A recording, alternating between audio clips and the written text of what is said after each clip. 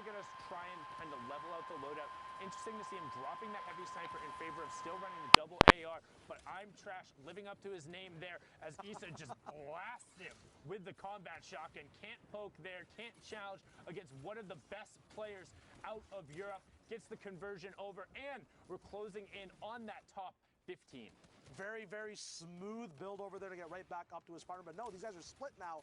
Issa going on for a 1v1. Camo getting a nice low tier or low ground lockdown on his enemy. Max going down on 60 hertz. You got to up those hertz, but you got to see these people coming.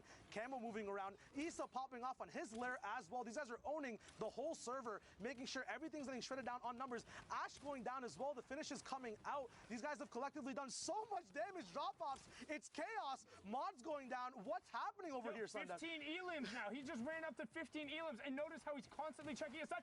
Can make it 16. Zaito goes down as well. Who says you need a teammate? He says, Mongrel, who? My name is Ghost Issa, and I'm here to make a play. Camo's in a box. What's in a box? It's the Ghost duo. They want to make it to New York City. They want to go together. One isn't enough as we're closing in on the top 10. 38 points so far, 17 elims. They're already on 22 points just from this match, but they will not stop yet. There's still chaos going on. Pushes forward. Jexy goes down. Trap gets armed right next to him, and they're into the top 10. Issa picks up another one on the high ground. They're on 19 now. He needs to circle back around and find the zone, and he finally does. Narshni goes down. Delay goes down. Top Boy goes down. Closing in on top 5, and he finds it. Jinsen goes down as well. 6 left. Released him. Are their health bars working? They haven't taken any damage that's significant at all. Still both alive on separate. They're playing solos. Guys, you queued up for the wrong mode. What's going on? It's 9th circle, 8 people alive, both on separate layers. Still 3 stinks available for pressure, doing their own thing. Back-to-back intensive goes down. The workout's too much for him. Another sting going on height to help out his buddy Issa on low HP. Camo, finally these guys are getting put in check. Issa taking stinks. 1 HP. He goes down. Can Camo clutch up? A mini coming up. The enemy pops in with a heavy sniper. Mark bringing down their big rain, but so many eliminations as we move on to the last 1v1. Alphen up with Mark going and bullying the last solo player left alive. Issa's big rain going down. Camo also going down as well. Alphen with the big combat shotgun pop shot. Intensive 8x finally going down as well. They secure the elim points. They secured the victory royale as well, but Camo and Issa, holy moly. That was huge right there, but not to be understated. Alphen and Duo picking up 18 points right there, 8 elims, and the victory royale. Zeke, that was nuts. Sundown, that was absolutely insane. I mean, first of all, it's so awesome to hear Shai's voice and hear how incredible he is at casting. Let's just... A great first cast. That was great beautiful. First cast, especially in that game with Issa and Camo. Controller lords, you got to think with another pop-off performance like that. Yes. They could be potentially contesting for a spot. They could be the only full controller duo to qualify for a World Cup. It is the last chance for any of that to happen. So with games like that, Zeke, this is just the start of the day, by the way. This is the first of games. We have way more.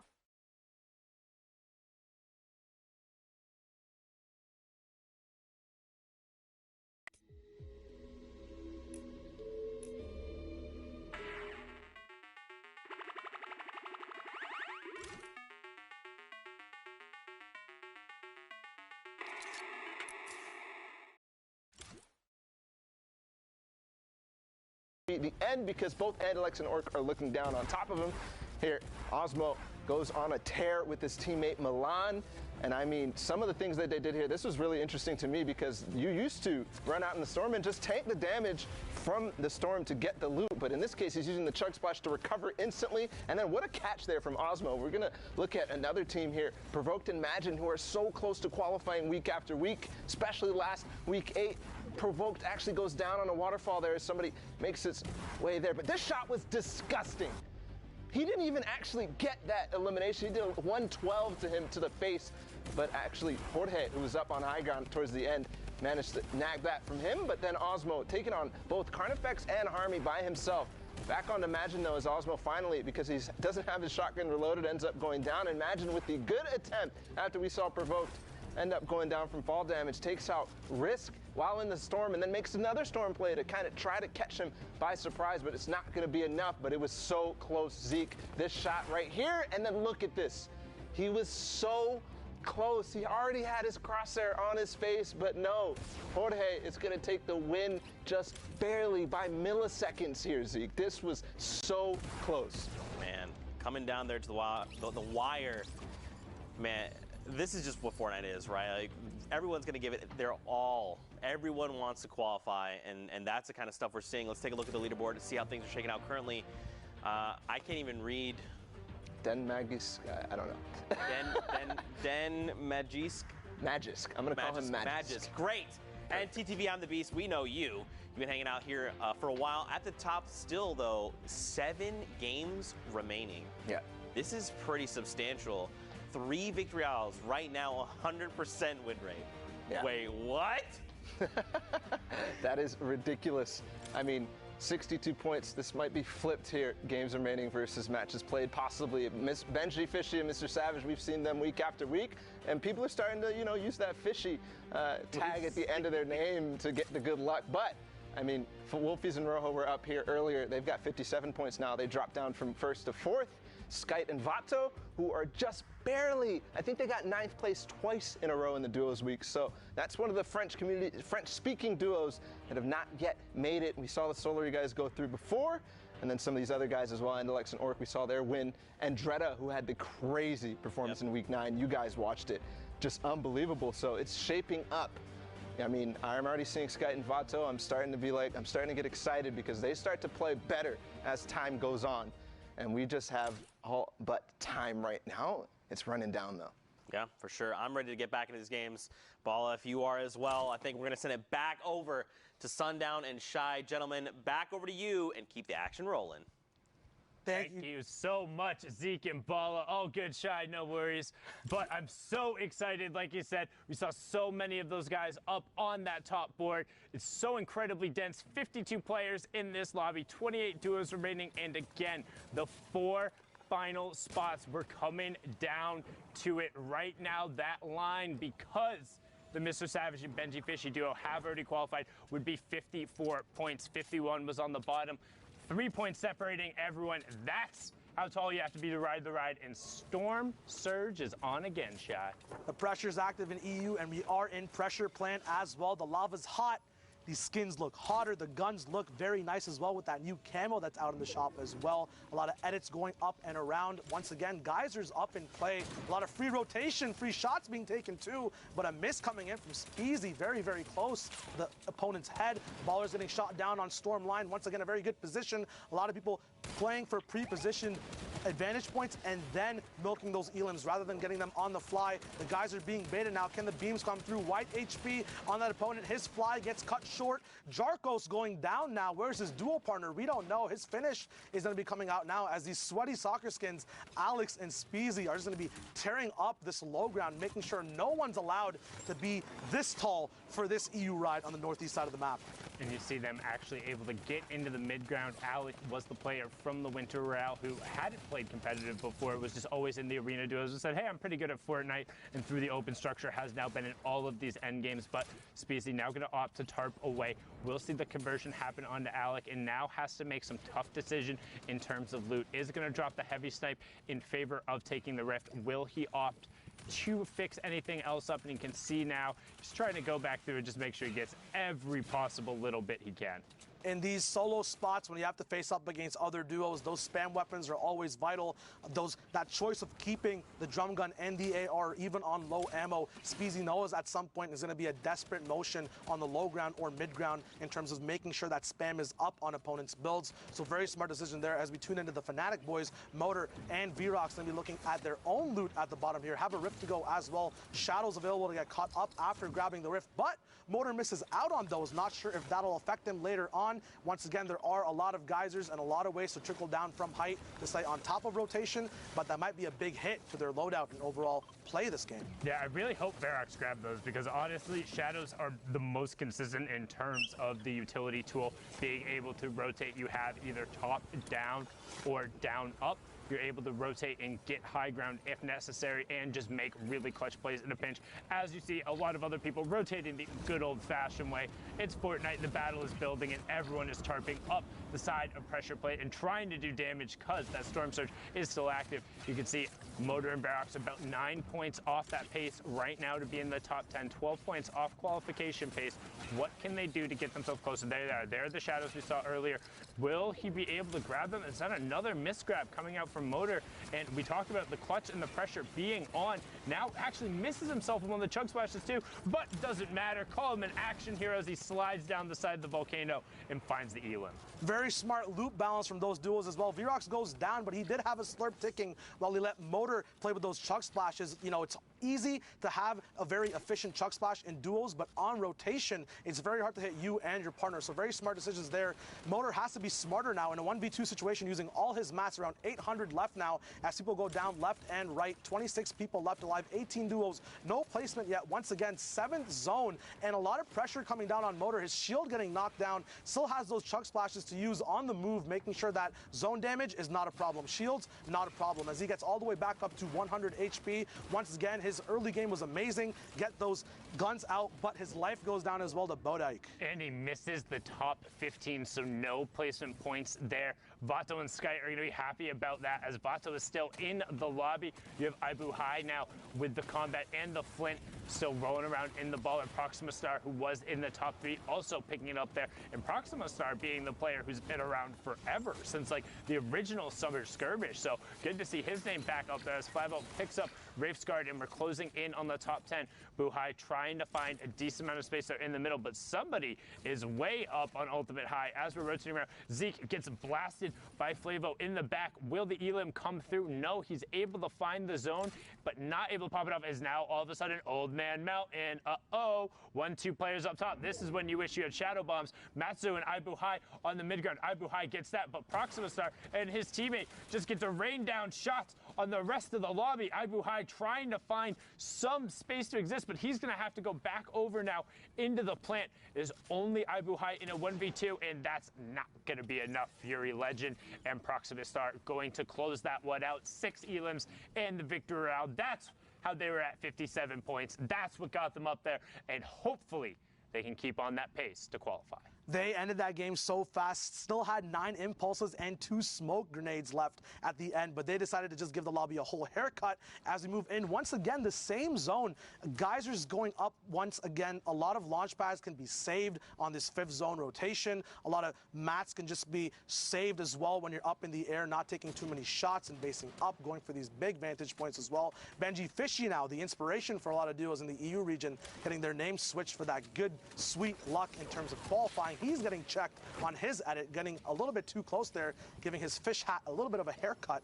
A lot of heals being used on that as well. Could be a mistake that proves fatal at the end of the game. And one thing I do like, though, is with how many more shields there have been in the games, is players are taking more risks. They're poking out more. They're looking for more trades. They're willing to go take fights, because it's like, hey, if we don't get everything here, it's not the end of the game. As Rickolas finds a great double snipe onto him, that's what we talk about, always making sure you cover 2 layers. So what are they going to do? They're going to disengage down and over 1 layer and make sure they're boxed up. They are already very close to the safe zone, not quite in it, so we'll need to rotate just slightly over, but have the guys who are there to do it. I mean, this lobby's stacked. You see Crew, Nairo, Milan, Osmo, Chapik, Snoda, like, jeez. We get into these last 4 games, and the games only get bigger with better players over and over. Aqua in here with Nyrox as well. We're going to be tuning into their super dope position up top on this hill. Going to be cutting off a lot of people rotating from mid ground. They're going to just have to rotate early, though. They're not in zone just yet, dropping just a few layers, but every layer you do drop,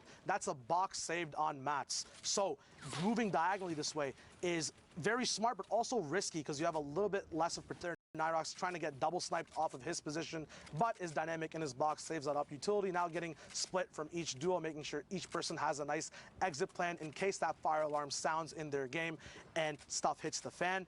Nyrox going to be looking out, up and around for any vantage points. 5th circle to 6th is that kind of stalemate time where you can look for picks. He gets a nice 33 damage shot on a duo moving down bottom. Aqua looking through his pyramid, looking for any information up on the map as well. Yeah, and they're just trying to chill. They're just trying to hang out right now. doing everything they can to keep whatever amount of space and to get over on the far side of the zone right away. And that's one thing we've talked about a number of times. When these moving zones come in and you have utility, you want to pop it, get far side, box up, and then turn and see the rest of the lobby. Here's a prime example of it. That's white damage. Going to follow it up right away with the stink grenade. You don't get away from that. He's going to continue pouring down the pressure, and that is Blood X of E11 going down on the side. Brilliantly done, but can they convert onto it? The Storm will move past it, so they want to go over and try and get whatever mats as well as that siphon on it. Once again, EU is so good at just using their utility and following up with the shots. Nyrox now going down, unfortunately, could not cover his head up top. Very still smart plays there, playing off of his thing, saving that last one until he had damage rather than just using it for an impact in the game. Always make sure you're milking the most out of the stuff you have in your inventory. Benji now still alive with Savage, looking for a reload while the wall goes down. Very unfortunate there. That small mag size of the infantry rifle proving to be fatal in terms of getting that elimination point. Benji and Savage now in the same box, and caught up in a big community rift. Chapik's going down, getting knocked all the way. Not sure in the rift or beforehand. That Elam coming through though, that shield will go back up once that server starts moving and the Storm goes over that downed enemy. So he actually got knocked because that was the shot that he hit right before on him. That was the 87 tick. The Storm ended up then ticking him over and then getting it. That was that extension where it's a minute after you've damaged someone. But we have our top 15, so 3 placement points going out to everyone. The Fishies getting those as well, so on 5 points so far from this match. And also still have 2 Shadow Bombs with a lot of mats, so they're going to be able to play for late as Andretta gets picked up. So did get the top 3 points going there from top 15, but not anything more there. Majin provoked on the mid tarp. You see I'm the Beast and Magisk posts on the high ground above him. Takeoffs just below. Zappy and Red Rush, another duo who have already qualified, just below. Anonymous 27, not to be confused with Anonymous 72, just below Dementos here as he's tarping towards the side, trying to make it into the top 10. A lot of mid-ground tarps coming out now. The zone will start moving in more awkward ways. A little bit of time for Dementos at the moment to see if he can put pressure down up top or down below. Putting vertical pressure upwards as a mid-ground tarper is very, very hard. His duo is down, but does have 6 eliminations. Pay over there. These guys have 8 in total. Looks like it's going to be 9 now, unless, no, it was just a finish on Dementos. He's going to be going over on his tarp once again. But it got him into the top 10, so it's fine that it wasn't his conversion because he still gets 2 points going there from knocking that team out right as the teammate went over. Now Dementos trying to find some room. So far they have gotten 13 points from this match, but they need to pick up the pace there. We saw the top duo was on 60 plus, being up 44. Needs every possible points as 27 picks up Trox. Dementos still trying to tarp over, edits himself back in, finds an angle, but immediately gets cut off. Provoked finds the conversion onto 27, and Dementos is just gonna chill, popping that utility. And again, we've talked about it, just so many more risks and time you get there. As now he's gonna drop down, start to contest. 1 shot, 2 shot, 3 shots. Can he find it? 4. Finally gets it after using 6 of the 10 combat shots there, but stops Provoked and gets him into the top 5. That could have end up being huge, but Pulse and I'm the Beast working top down right now. Look at the chaos on the low ground. Tohaj being picked up by Benji Fishy, and Evade ADDZ adds, closing him out there. Another player who has played in the skirmishes before. Beast trying to find whatever space he can. Dementos blowing up adds there, as now it's a 1v2. Dementos in the bottom right. I'm the Beast in the top right with his partner Magi's Pulse, and there for the high ground Dementos goes. Launchpad straight up. Max Glide Height comes in. Can he build it away? Magic pops him off.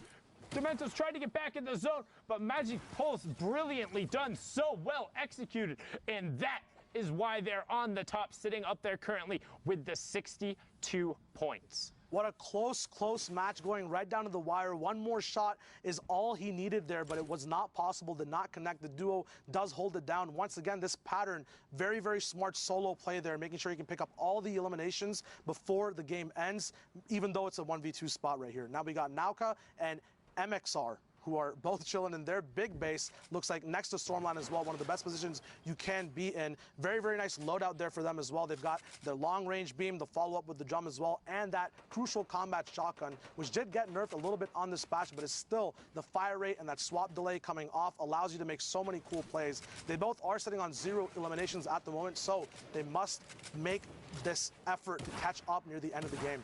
Yeah, and just one thing in terms of the combat shotgun change, I feel like it's kind of mitigated just because of the removal of the shotgun timer. It ends up allowing you to kind of do, a lot of people call it the TPU Classic, where you're ramping out and you're able to effectively tarp and shoot at the same time with very minimal amount of exposure. And I think it sort of makes up for the slight change in the range in terms of the tiles and how much damage it does. So the combat's still being very, very, very strong in the current meta, but you can see MXR being able to push in, trying to find the conversion. Is some pressure from above and just goes for it. Gianni Jr. showing why he's not Gianni Sr. being taken down there outside the top 20. No placement points for you and a lot of time wasted in that lobby. Just a dope reaction there to look up and then look straight up or straight ahead of himself. MXR just carrying that fight right there. Yuntos and Ryu now getting focused by the whole server. Very unfortunate when this happens. Stinks coming down as well, so that's going to be a very, very hard situation to get out of. Ryu now going down. Heiko getting his third elimination, putting him and Ono Kill together on the same or on 4 eliminations there, making sure their points get counted up. 35 points total at the moment. That placement point's going to be coming in, and 4 more duos coming down. 35 people left alive, so that zone surge will also be an option as well. Yeah, and that was a high-value stink. And that's one thing you talk about, you know, it feels really unfortunate when you're getting focused by the whole server, but the reason you're getting focused by the whole server is because you're in an obvious 1x1 that was just rebuilt without priority on the next zone. If everyone is going to focus you, it's much easier to just pile in. You can hear the Rift go off left eye, trying to hit it, trying to do everything he can. Will end up finding it there. Storm Surge is active as we have 18 duos left and 34 players, so pretty much everyone has a buddy with them. Absolutely. This is going to be a stacked team-based endgame at the moment.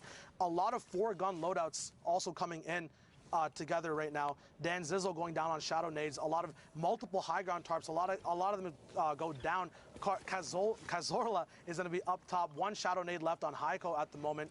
Andre going down from Cazorla's high ground pick. He gets finished off. Heiko gets that big reward off of it, the mats, the utility campfires as well for the end game. Pickaxe is coming full swing, making sure every wall is theirs before they set on the next move. Not quite in zone yet, but that tunnel will be very, very proficient. We're talking about those combat changes as well before. That also changes the range of engagement, as now we have more ARs. The style of the game and how it actually flows as more people are basing up to shoot rather than shooting on the fly if they're not going to be able to box fight, changes the way people move around the map as well. And it kind of has given a little bit of a resurgence, what we've seen so far, to the drum gun. It allows the drum gun to have a little bit more of that mid-range feel to it, to where it is going to out-prioritize the combat shotgun, whereas before the drum gun very much so got forced out in terms of effectiveness as we hit our top 15, so 3 points going over from everyone, because why run a drum gun when you can have an FSA rifle and then the combat? But now there really is kind of a space that's between, like, it's closer to like 4 to 9 tiles where the drum gun just shreds. And even now you can see, boom, tack AR, turn about face, 2 elims right there for Johnny Boy and Cazorla. Brilliantly done. Once those will end up tick over, they do have the top 15 as well, as Dan Sizzle gets forced out of the lobby. Proxima Star also gets down and everyone gets pulled up into the sky. We're closing in. Boom, top 10 next placement threshold. 6 chunk splashes still left. We haven't seen them use to their full potential just yet in these end game storm heal-off scenarios. Proxima Star not going down, the high ground star of the last few games that we saw. A lot of wood builds means that these spam weapons are going to pack a wallop, as Johnny Boy gets another knockoff on Ibuhai, the baller player we saw from the other game as well. These rapscallions being sneaky, moving around in brick, metal, and wood. A lot of these big mats now finally coming out, making sure that spam gets stopped down, but more pressure vertically being put down as layer switches come down from their opponents as well. Johnny Boy getting that pickup, maybe not the elimination there, as Ono Kill also gets another one on top. Yeah, and it was a really good try from Janus there to disengage, dropping back down, but unfortunately one spotted. But Team Queso lighting up the top left as Zohan was able to find 3 elims, make it a 4th, as the Spaniards are just fragging their way almost into the top 5. But now Cazorla doing everything he can on the side of the zone. Johnny Boy is still up as well. Great 130 shot in the immediate replace. Kind of upset he didn't try and follow it up right away, but he does. That was Fury Legend. Proxima Stars duo is going to get taken out and outside of the top 5, so that's 2 points is leaving down there. 1 chug splash is tossed out there as we're closing in. 9 players left, 6 duos remaining, Shy. Yayas has all the pressure on him now to get that last placement spot. He is low on HP, but it is kind of free for that. Once again, it goes through 4 duos left now. MXR still alive. His dual partner as well is going to be a big fight on the low ground, and one person confirming things from the high ground. Low ground, though, we do have almost 11 chunk splashes available as these boxes get bursted into. Ono kill going down to MXR. Another quick flick.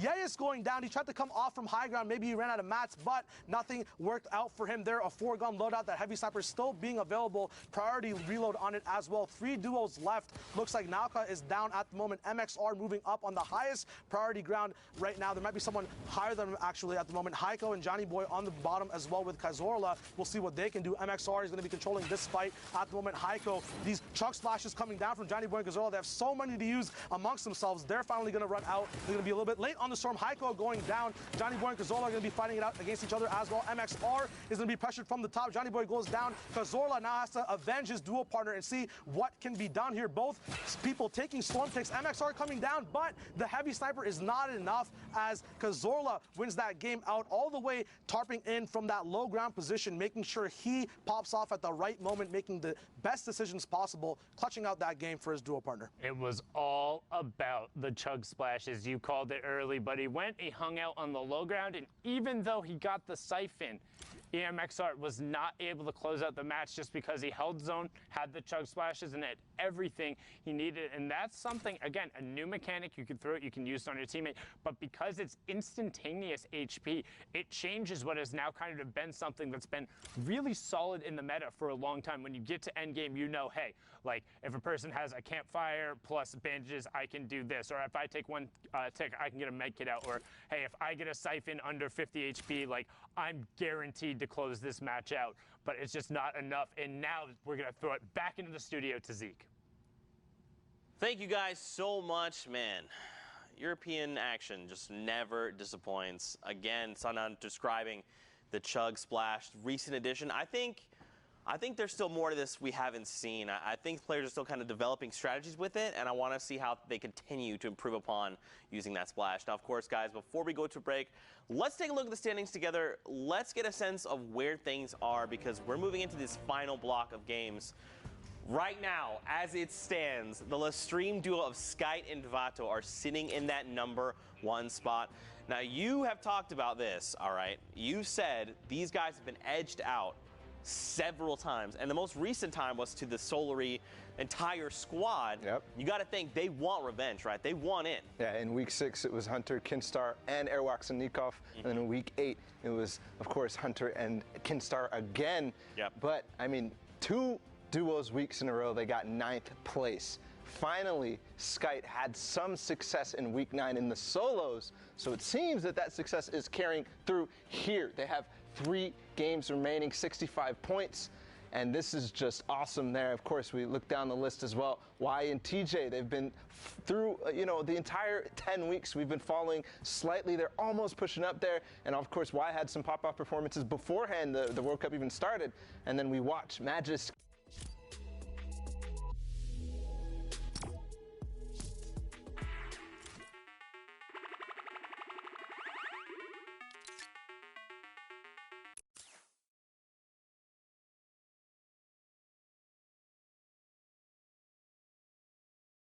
Slowly going down. So there is 4 spots up for grabs, and something that's different though, no Stompy and Shinken, no Benji Fishy and Mr. Savage. They're down here right now, but they're not taking up these spots. So it is the top 4 that are going to be going through, and since queues are about to close, we're about to start getting into those final matches.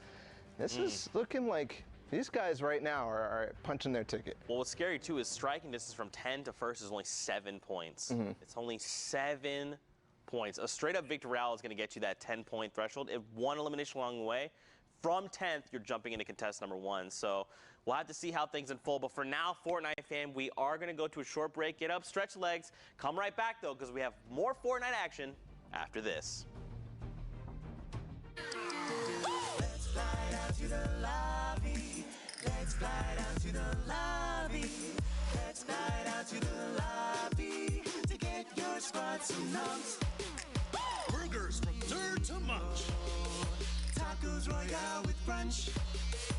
Can't you see the tasty treat for Lil Whip, Peely, and Pizza Pete? Let's slide out to the lobby to get your squad some noms.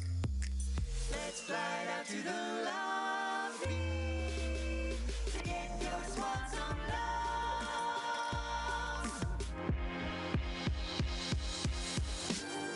All right, Fortnite fam, we're here for week 9 of the Fortnite World Cup Online Open qualifiers. And just like this Cuddle team leader, we are very excited to be here. The final week of solo competition. Hopefully these players can take a bite out of the competition and really keep it top notch. Codename Elf. Guys, are you ready for week 9, the finals day? Man, I just had a whole bag of cookies. A whole bag of cookies. He's the yes man. I'm so happy I don't have to be near Zeke for much longer. We got some qualification. We got a dancing banana too. I want to see point during the World Cup. Fortnite fam, you guys know I love it when you use that hashtag Fortnite World Cup. We actually have a social producer that helps sift through all the tweets and all the incredible things you guys send us, and his name is Nick Brown. All right, guys, my name is Nick Brown, and for the Fortnite World Cup qualifiers, I've been working as a social producer. So basically, every time any of the casters say use the hashtag Fortnite World Cup, I'm the one who plays defense to make sure that none of those cheeky tweets with bad words end up on the big screen.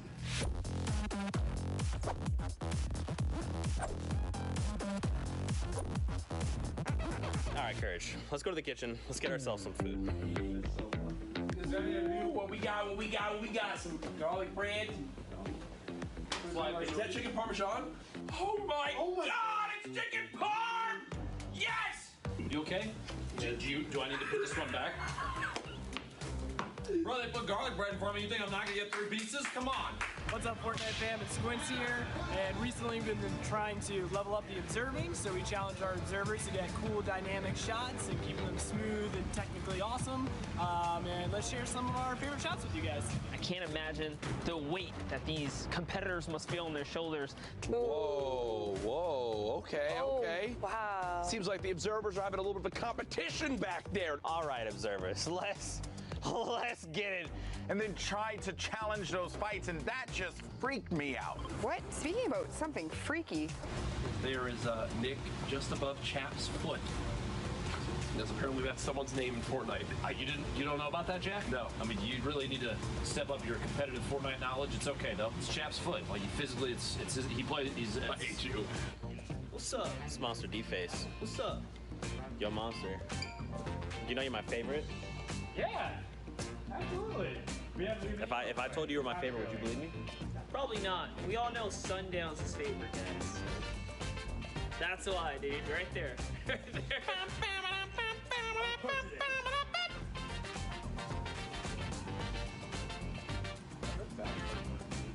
What?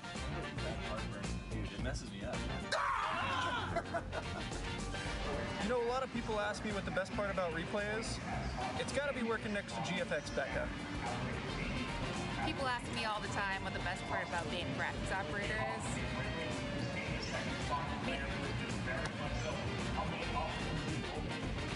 Someone here specifically that keeps the ball rolling no matter what happens, and his name is Jordan. What's up, Fortnite fam? My name's Jordan, and I am the production manager on the Fortnite World Cup Online Open. My job includes making sure the production happens smoothly, handling staffing, catering, any technical issues that may arise, making sure everyone else is doing their job. He's really good at stuff. We're on a break, and Jeff is going for the high score.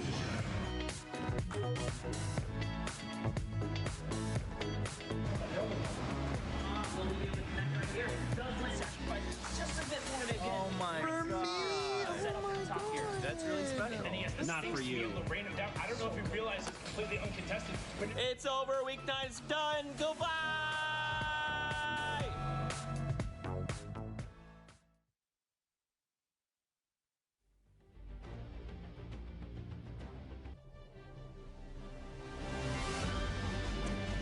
Welcome back, Fortnite fam, to week 10 of the Fortnite World Cup Online Open qualifiers. My name is Pookie Face. We've gotten into a little bit of the European action. We're playing duos today. I know I'm excited to see how everyone fares. We only have a few more spots left in New York at the end of July. So without further ado, I want to get into more games, but in order to do that, I need some casters. I got Zeke, I got Bala. Boys, take it away. Thanks so much, Pookie. We are here. Can't stress this enough. This is the final week. This is it, week 10, final opportunity, the final chance for players to earn a spot in the World Cup Finals in New York City. It cannot be more stressful than this. No, it can't. There's only 4 spots up for grabs in the EU, and we're already seeing the story shape up. Skyt and Vato might be making that last-second clutch into New York City. But let's get into action because we have to figure out who is going to be left standing when the dust is all settled. So let's get into games. Here we go. The first game of the block. So don't forget, those queue times, very, very close to being all wrapped up. Then we're going to have a little bit of extra time to just make sure everyone gets all their games through and completed. Don't forget, it's 3-hour window or 10 matches, whichever comes first. Hopping on here with Kiklos, ZQ, and his partner, Swats. 4 elimination between them. 41 players remain in the current lobby with 22 duos still left. Look at this circle right now. Yeah. It's going over that entire ravine there, the bridge in the middle. So kind of a little bit of a treacherous path, but I can already see just based on the stances of some of these players are taking, they're ready to hop over with the launch pads or shadow bombs or whatever they might be using. And to get in that half in, half out, which is positioned right on that big hill with the, you know, the tree of life, as I call it. Yeah, that's one that I've taken to call. I just used to call it big tree, then I was like, no, tree of life makes sense.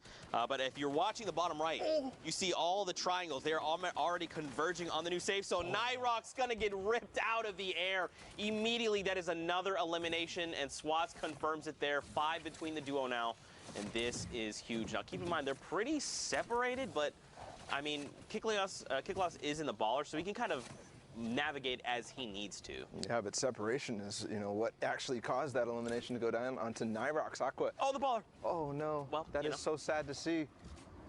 Just like he took out Aqua, he actually blew up his launch pad right before he managed to get on it. So Aqua going a little bit too fast, but here he's going a little bit too fast for his baller. And again, split from his teammate, just like he said, Zeke.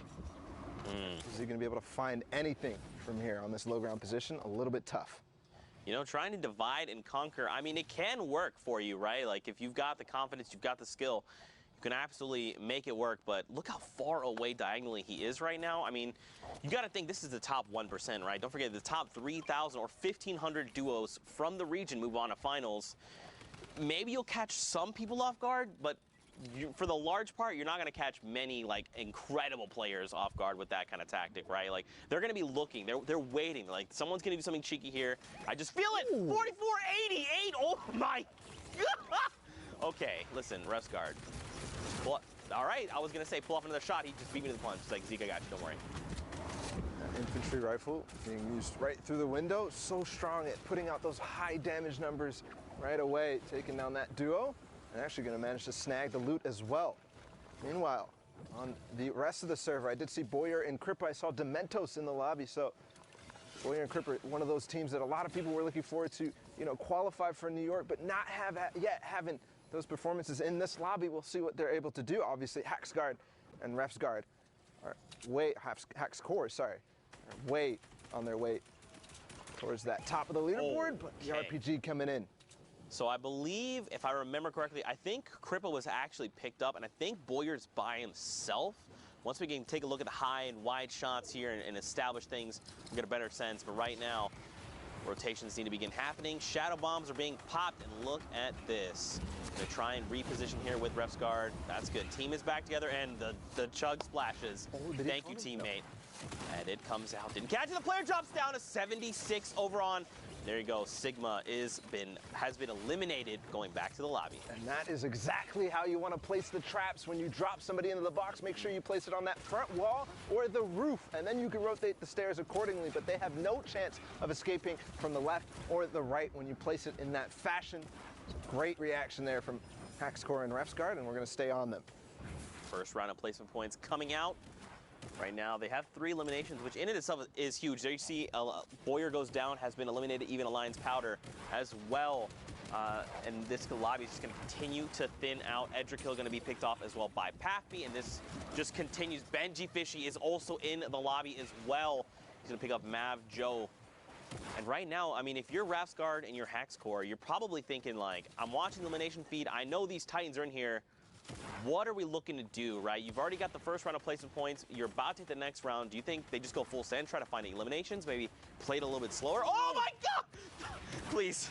Oh God. I was gonna say that's what they're doing right now, but that's definitely gonna put them on the back foot. The flint knock is actually gonna knock him back into the zone. He used all the chug splashes, so that's not gonna be useful to get back in, but Hackscore still up. They did take out Benji, which was the player that RPG'd them, kind of caused them a little bit of chaos and panic, but still alive, still rocking down on this low ground. This is where they've been staying the entire time and so impactful down here, Zeke. Look at the lobby now. 6 players remain, all of which are solo riders. No one's got a buddy.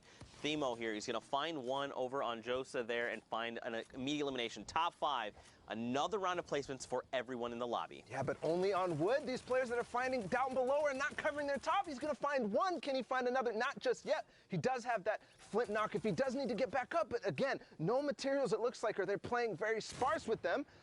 Now using that flint knock to get down onto the height that he needs to so he doesn't take any fall damage, no risk, but another player trying to get up over the hill, and unfortunately Hackscore is left below, but the storm is playing with his favor right now. He's gonna be able to get up. Look at this. Themo's got high ground advantage right now. Hackscore low on HP. And Fick here. He's got, oh, just kidding. I was going to say HP advantage, but it doesn't matter. Hackscore evens the odds. And now Themo has that high ground control. Hackscore's got to do something, but a huge shot comes back over. And this is Themo's game to win 4 eliminations between the duo. Victory Royale, a 13-point game. Yeah, and they tied, actually, in terms of points with Hackscore and Refguard. So a valiant effort there from low ground. We saw them completely, stuck down there, no opportunities to get out, but making do with what they get. So they push themselves up to over 60 points now, and that is definitely something that you want to be at moving into these last games. The queues are definitely about to close. There we go. We got another game, of course, more Fortnite action to be had near Happy Hamlet right now. Storm Circle 5. Don't forget, if you're new to Fortnite, the way we've been running the qualifiers, we hop into the Storm Circle 4, 5, sometimes even 6, getting right in the action, skipping past the looting, the drops, all of it, jumping right into all of the action to be had. I think we should probably refresh people on the format just in case they're tuning in for the first time. So guys, don't forget, every single elimination is a point. Top 15, 10, 5 in the victory hour, all the placement thresholds. Look at this. Cubs is just finding elims. Perfect. That's exactly what you need to do. When you're on the edge of the zones, you have options to get in. He has those shadow bombs if he wants to use them, but you obviously don't want to use all your mobility early. You only have 2 of those, so he forces out the launch pad from the team nearby. If that did not work, he still has the option to go ahead and use those shadow bombs, so doesn't have to worry about that rotation.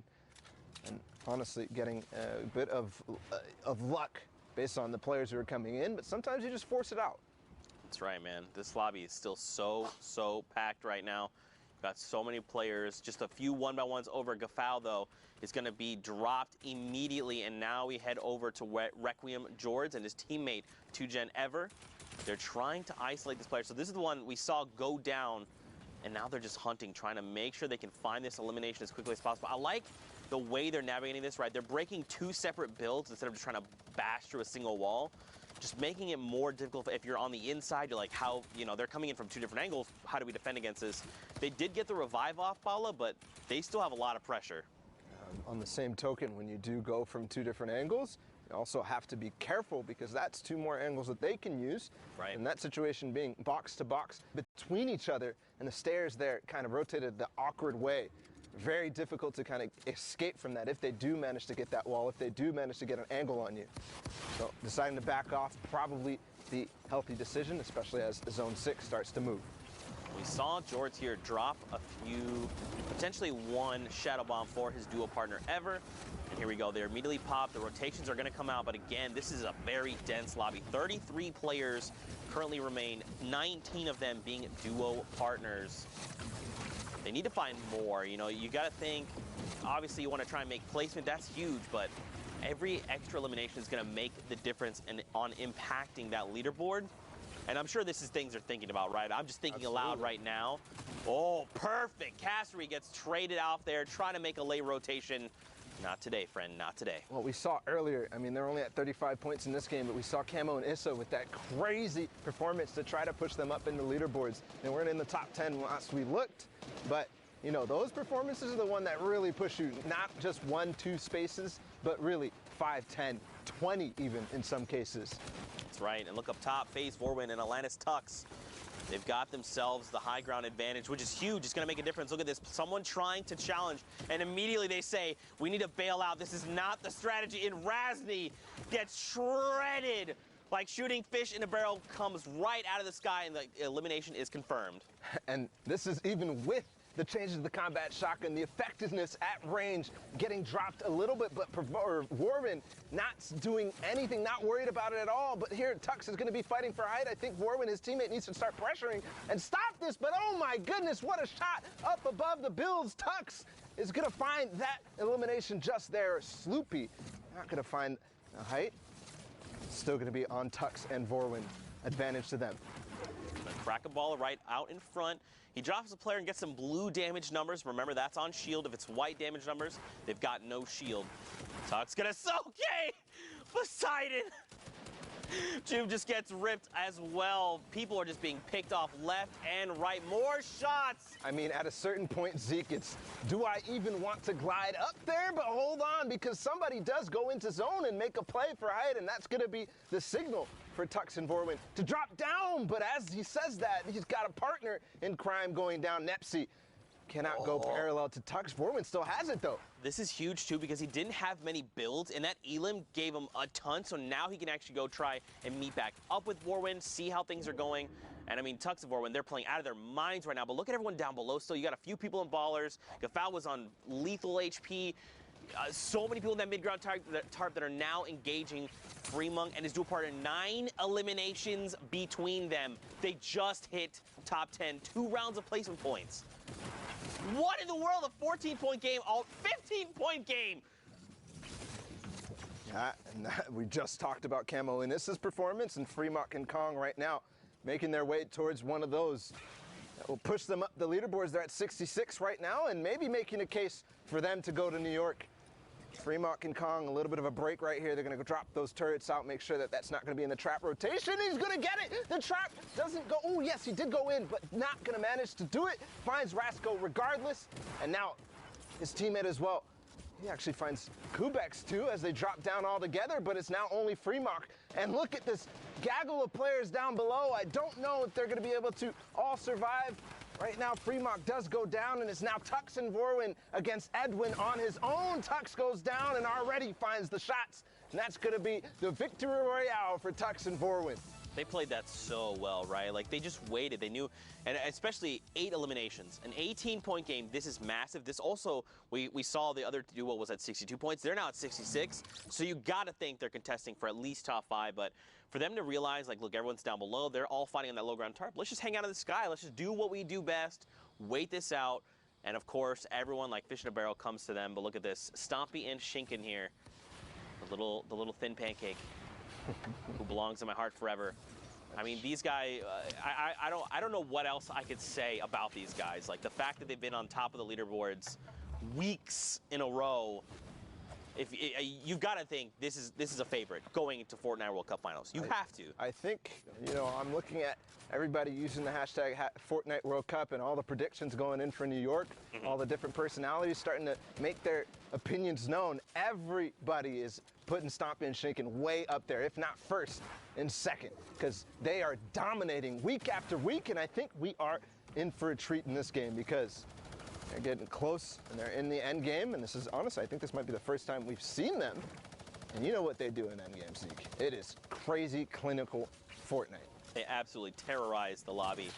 They just, everything they do is about how can they get an edge up, and then they make sure they're almost like squeezing the life out of you very slowly, right?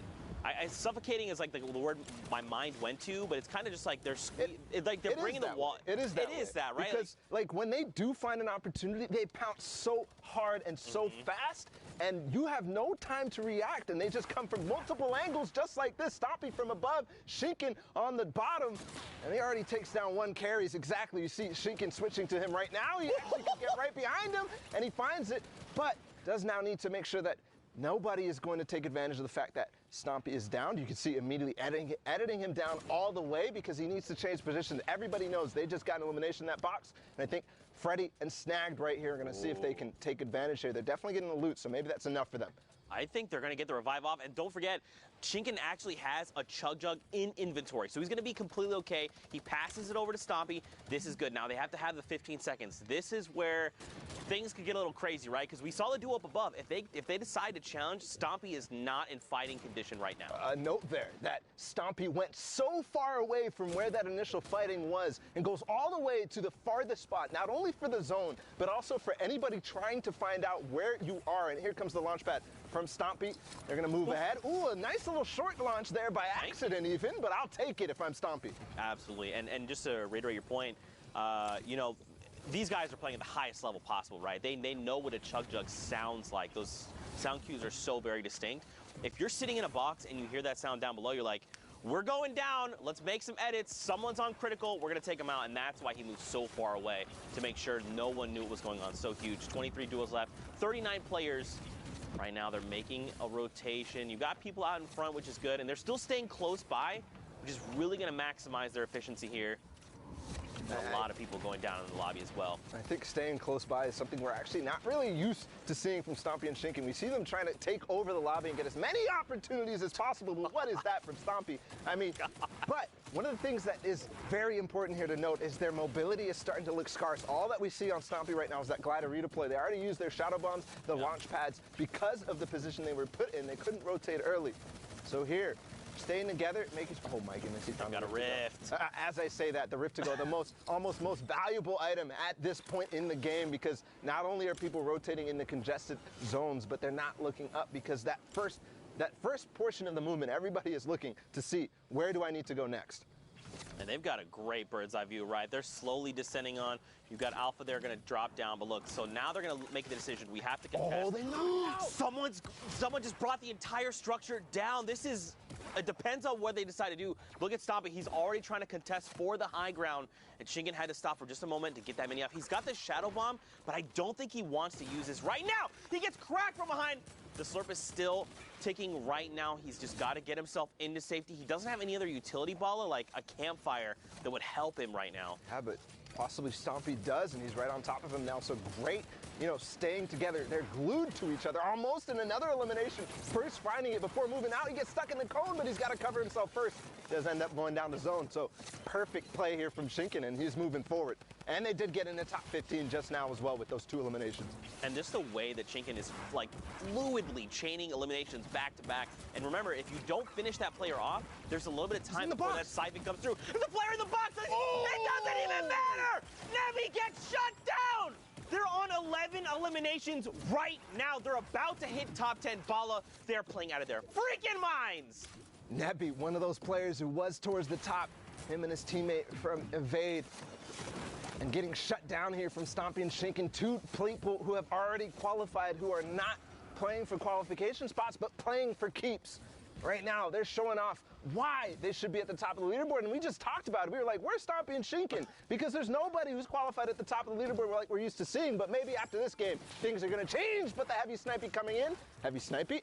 Snipey, yeah, absolutely. Snipey coming through. Now, don't forget, they're also at 66 points.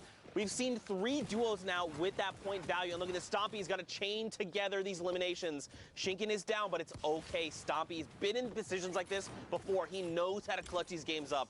The campfire is rolling, Bala. He's getting back in that rhythm. Getting back in that rhythm and achieving top 5 right there, that last placement threshold before the Victory Royale. So all he has to do. There we go, the key to all doors! Oh my! Okay, I'm gonna lose my freaking voice after today. I'm telling you right now, Stompy and Shinken are putting on a show. The European queues are done as well. It's a free-for-all right now. Also, Pewds goes down a rocket from up above, Bala. Just barely dodging that. And now he's up to 10, 15 total for this duel. It's a 1v1v1. He's hunting the player down on low ground, but he can't get in the zone. I think that's going to be the end because Katsus is looking right at him. Now, has the Chug Splash. The RPG just barely is going to hit the wall in front of him. Using the Chug Splash and the Campfire, I don't think it's going to be enough because the player up above probably has more in the tank, but he's going to come down. Is it going to happen? No. Massey is going to win that game against Cactus over the heel off there, and that is just an unbelievable sequence of events. We followed Stompy and Shinken from the beginning, and look where they ended up. 15 eliminations, the most out of any placement thresholds besides the Victory Royale. That is a performance for the ages and a reminder of why we need to be scared of them going into New York City. That ain't no little tiny thin pancake, bro. That's a big old beefy pancake covered in delicious syrup. You like to see it. But of course, guys, there's more Fortnite action. We've got more games hopping in right now. Got Dervig and his duo partner. They've got their eyes set on another duo sitting in a box. I believe they've got double heavy snipes. That's why we'd ping this out. A single shot's going to come out and wait for it. Okay, so they're going to break this wall. They want to get a little bit of a better vantage point. That's smart, right? Because they're over that little lip there. Nope, they're not there. But now you've made you've made the heavy sniper known, right? Now this other duo is like, well, they're looking to take shots. You know, the panic launch pad. I don't necessarily know if that's panic. So they are in the side of zone, making their way in, and you can see now Drivig and his teammate Waldo are going to go in, but he box fights indeed, gets Wetbra right out of there, no chance to react at all. And that is something that you can catch people by surprise is they're trying to make that rotation, right? They're trying to figure out what their plan is to go forward. And because of that, they're all looking around. They're not paying attention to the fact that they're not covered. They're not paying attention and listening to the fact that there's a heavy sniper coming in or just a pickaxe even from one of the most obvious locations right above you. And I mean, you saw them separate for a moment, him and his dual partner, and now they just use that rift to reposition and get to go close back together. Got Marcote here and Squalls K. Got Marcote here has got 6 eliminations. Again, this is almost unusual, Bala, because I feel like, you know, semifinals are typically the day where you find a ton of players sitting on mountains of eliminations, right? Borderline double digits at times. But on finals day, very rarely you see that happen. You see eliminations be picked up toward the end, right? When you break that placement barrier and then you're like, I'm just going to catch people making late rotations. But that's not been the case today. You can tell players they're ready. They are so hungry. They want those tickets. You can almost feel the pressure that they're feeling, that they're playing with. Right? The high eliminations, they have to go for it because it's all or nothing right now in this moment. There's only 4 spots left up for grabs in the EU. That isn't much out of all the players who are playing and out of the top 1,500 that made it from semifinals to today. That's right. And remember, we recently saw the highest point value we've seen is, so we know that's like, we'll say top 10 at best right now, but look at everyone in the sky all hanging out. May have been a rift to go, a community launch pad, a potential guy. Yeah, the vents are right there over by the hot spots. Right now, Alpha and Mark, they're just chilling, trying to find more eliminations. Any at all would be helpful. They find one. That stink bomb coming to great effect as players start to make all their rotations, and it was a perfect opportunity to use it because as we saw, there were so many players in the sky, and those players in the sky are all going to end up being low because of everybody else looking right up at them. So a good opportunity for a lot of people to find eliminations there, but I'm going to opt to rift as they start to get pressured and as this 7th zone starts to move. This is going to be a little bit weird, right? Because remember, we're fighting in that biome that's like forest, the big tall trees. Depending on where we go, they could potentially land on the top. Let's stream Vato there in the bottom right corner for just a moment. They're in this game, and remember, they are looking to qualify. Wolfies and Rojo, we saw them earlier, right? They were in top 5. Yeah. They're still here with 65 points. For some context, when we first checked in on the leaderboards, it was Wolfies and Rojo who were in the top spot, but they did get overtaken by Vato and Sky, so this might actually come to a head. Those 2 teams facing off in this game. Here's Wolfies getting in that box. He's going to take out Jachu from behind, but his teammate coming through with the trap, not going to be enough because Wolfies, the quick edit's going to go back on top of him and does find the elimination. Precious goes down. Even using the turret there, I mean, I'm wondering if that was a panic or an accident. But it's going to work out perfectly because if anybody was playing down below, he actually doesn't have to spend a cone there. It's not going to go down. It gives you extra HP on that floor. And look, dude, they're still in this. Sky and Vato, they're in that middle ground tarp. They're actually going toe-to-toe with Wolfies and Rojo right now. This is the duo that they're fighting. So look, they actually have 70 points. This is now the new highest total we have seen. So it must be another 2 points coming in. They've hit top 10. The next threshold they're looking at is top 5 ball. It's coming down to the wire. And you can see how careful and calm they are playing. They're making sure that they spend the time to use their heals, use their items, because if you don't use them, you're going to lose them. And finding one that's Dryvig who goes down, and they're still pushing for that top 5. They're still pushing towards that victory royale and looking really good while doing it. I thought that was Wolfies and Rojo. I thought with my heart of hearts. I believed it. And look at this. Watch the top left. Rojo finds another elimination, so you know he's alive and kicking. They've hit top 5, 75 points over on the Lestream duo. The French-speaking community's got to be losing their minds. Up above, you got Mark and Alphen as well. The question is, where is Wolfies? Where is Rojo? Where are they in relation to each other? This duo right in front of them very well could be them.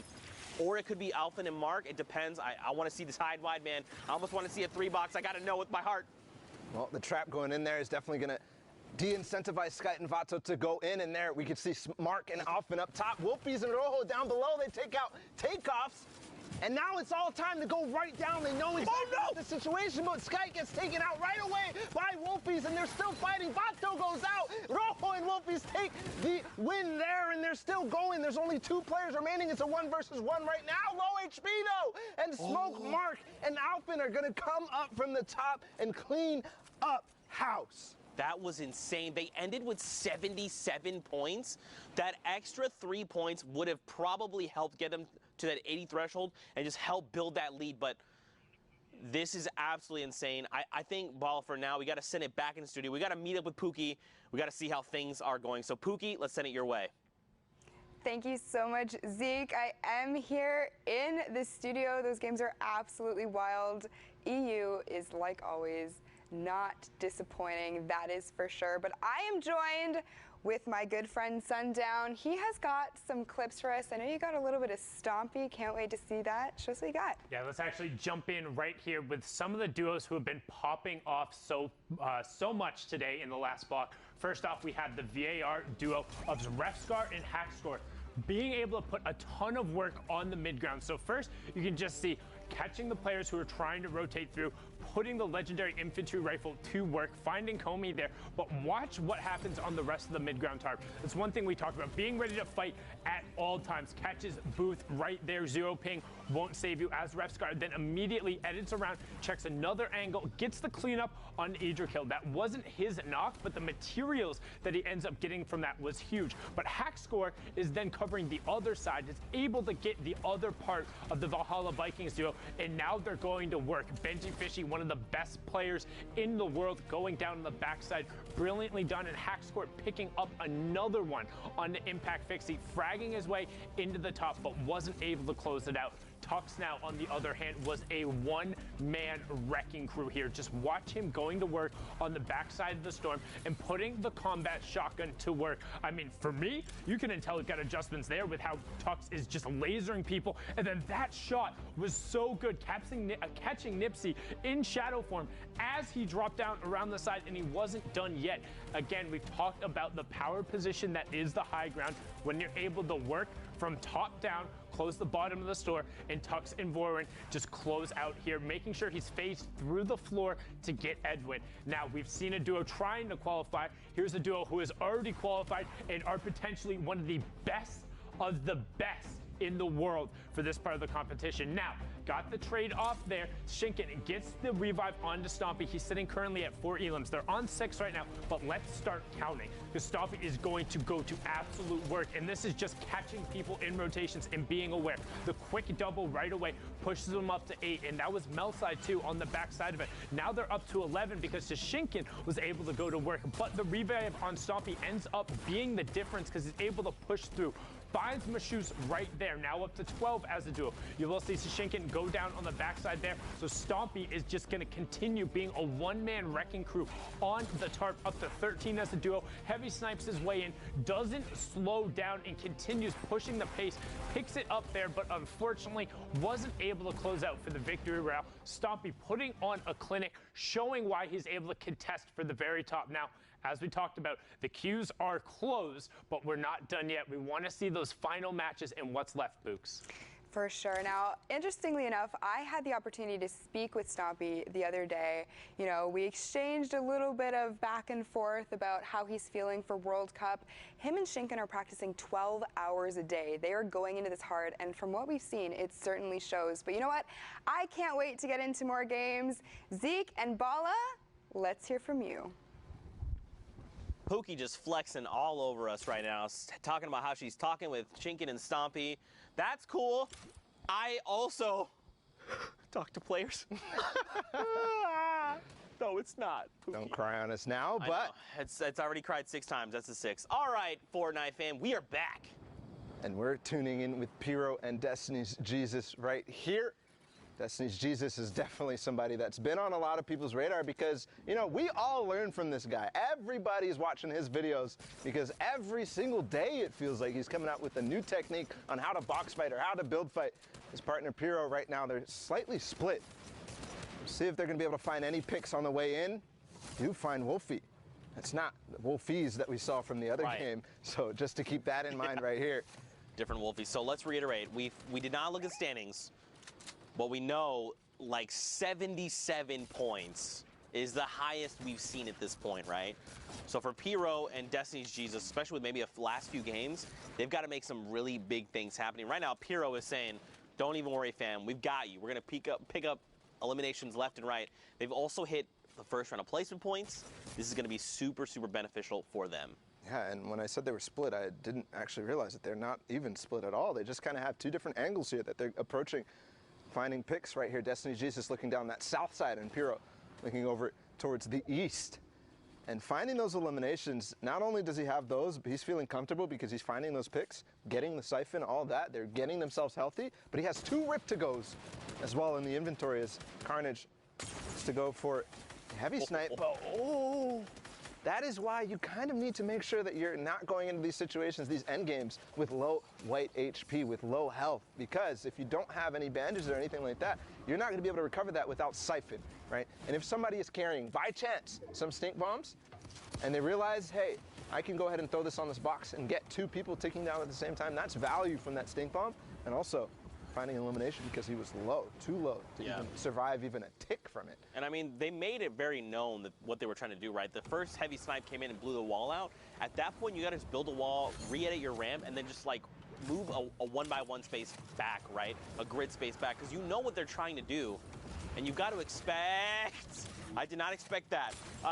Another stinker here, and this is what I'm talking about, right? You already see the players trying to get away from the stink bomb there, but in a similar fashion, you got to be ready. You got to think, what could they have at their disposal? They're trying to pressure us right now, especially this position. We've got to be ready for a stink to come in. But right now, Carnage is going to look to reposition. Pretty good spot right now on this far side of the circle. Now he's just waiting. Heavy snipe comes in, the tree's in the way though, and I don't think there's a player directly in this box. He might have thought, because the tree was in the way, that they were hiding behind. Yeah, exactly. When the sound is there, you kind of hear the sound cues, you know that there's something coming, but regardless, oh! There's the player! He comes in from the side. They both edit into the same box from different walls, and that's going to be the end of probably both of those duos, unfortunately, because they're fighting right on the edge of zone and with walls ahead of them as well. They're not going to be able to make their way out that easily, and a lot of players are going to realize exactly what's going on. But look how high Vapors and Yuto are right now, and we're already down to 12 teams in this game, Zeke. I mean, they've got the builds, they've got a flint knock, they've got a chug splash, just a single one if they need to get crazy. They dropped out in the box, the first shot misses, 125. And Land gets destroyed there. The chug splash gonna help top him off. Unfortunately, look, his dual partner Yuto up above has been dropped, so now it is all on the shoulders of Vapor. They have 3 eliminations between them, so they've got to chain together more if they're looking for more points. Thankfully, the Storm goes back the opposite way.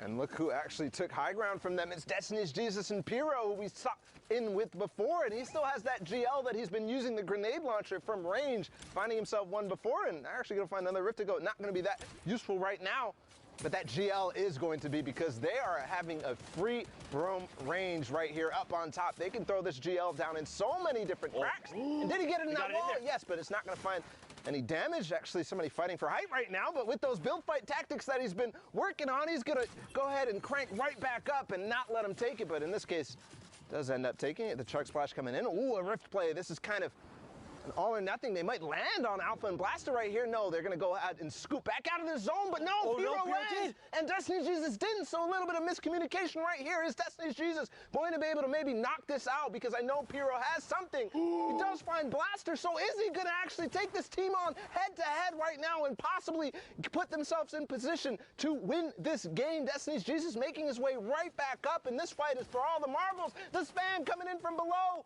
and that's gonna be the end of Blaster and Alpha. Pyro and Destiny's Jesus took the high ground. This is so huge. All he had to do was buy the time for the siphon to come through, and that's exactly what he did. Look, Alpha dropped all the way down. He was like, look, you know what? That entire fight is lost. And now Destiny's Jesus and Pyro can rejoin.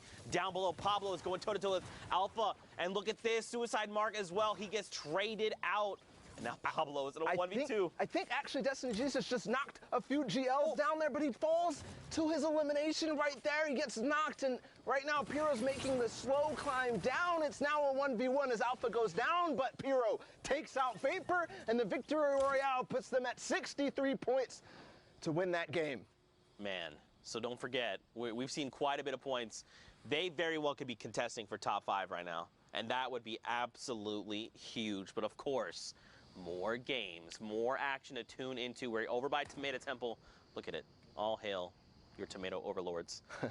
Well, right now, just a recap of where we're talking about in terms of standings. You said that the highest points that we saw was what, 77? 77. So that's the highest we've seen Destiny, so far. Jesus and Pyro at 63 or maybe 64, depending on how that updates with that last elimination. They could be pushing up towards not necessarily qualification range just yet, but another one of those performances, and they very well could be. Remember though, the queues are closed, so that could have been the last game that we just watched there. But here's Rennick takes out Mitro, and his teammate Vermax is already down, so Mitro himself did not have his duo partner Mongrel, but we already know their prowess. They've, you know, it seems as if they've qualified multiple times for duos already, Mitro and Mongrel, so they're not worried about that. Obviously not getting a chunk of that $2 million that's spread across all the regions. But again, talking about the scores and the standings, right now you can see Frenzy and Ads are already kind of tied with that last team that we saw. Yep. So possibly and if I push remember, up through this game. If I remember, it was Stomping Toshinkan, right, that had 77. If I remember correctly. It's honestly there's been so much action. If that's an assumption that we're trying to make, I think we can go ahead and make that comfortably.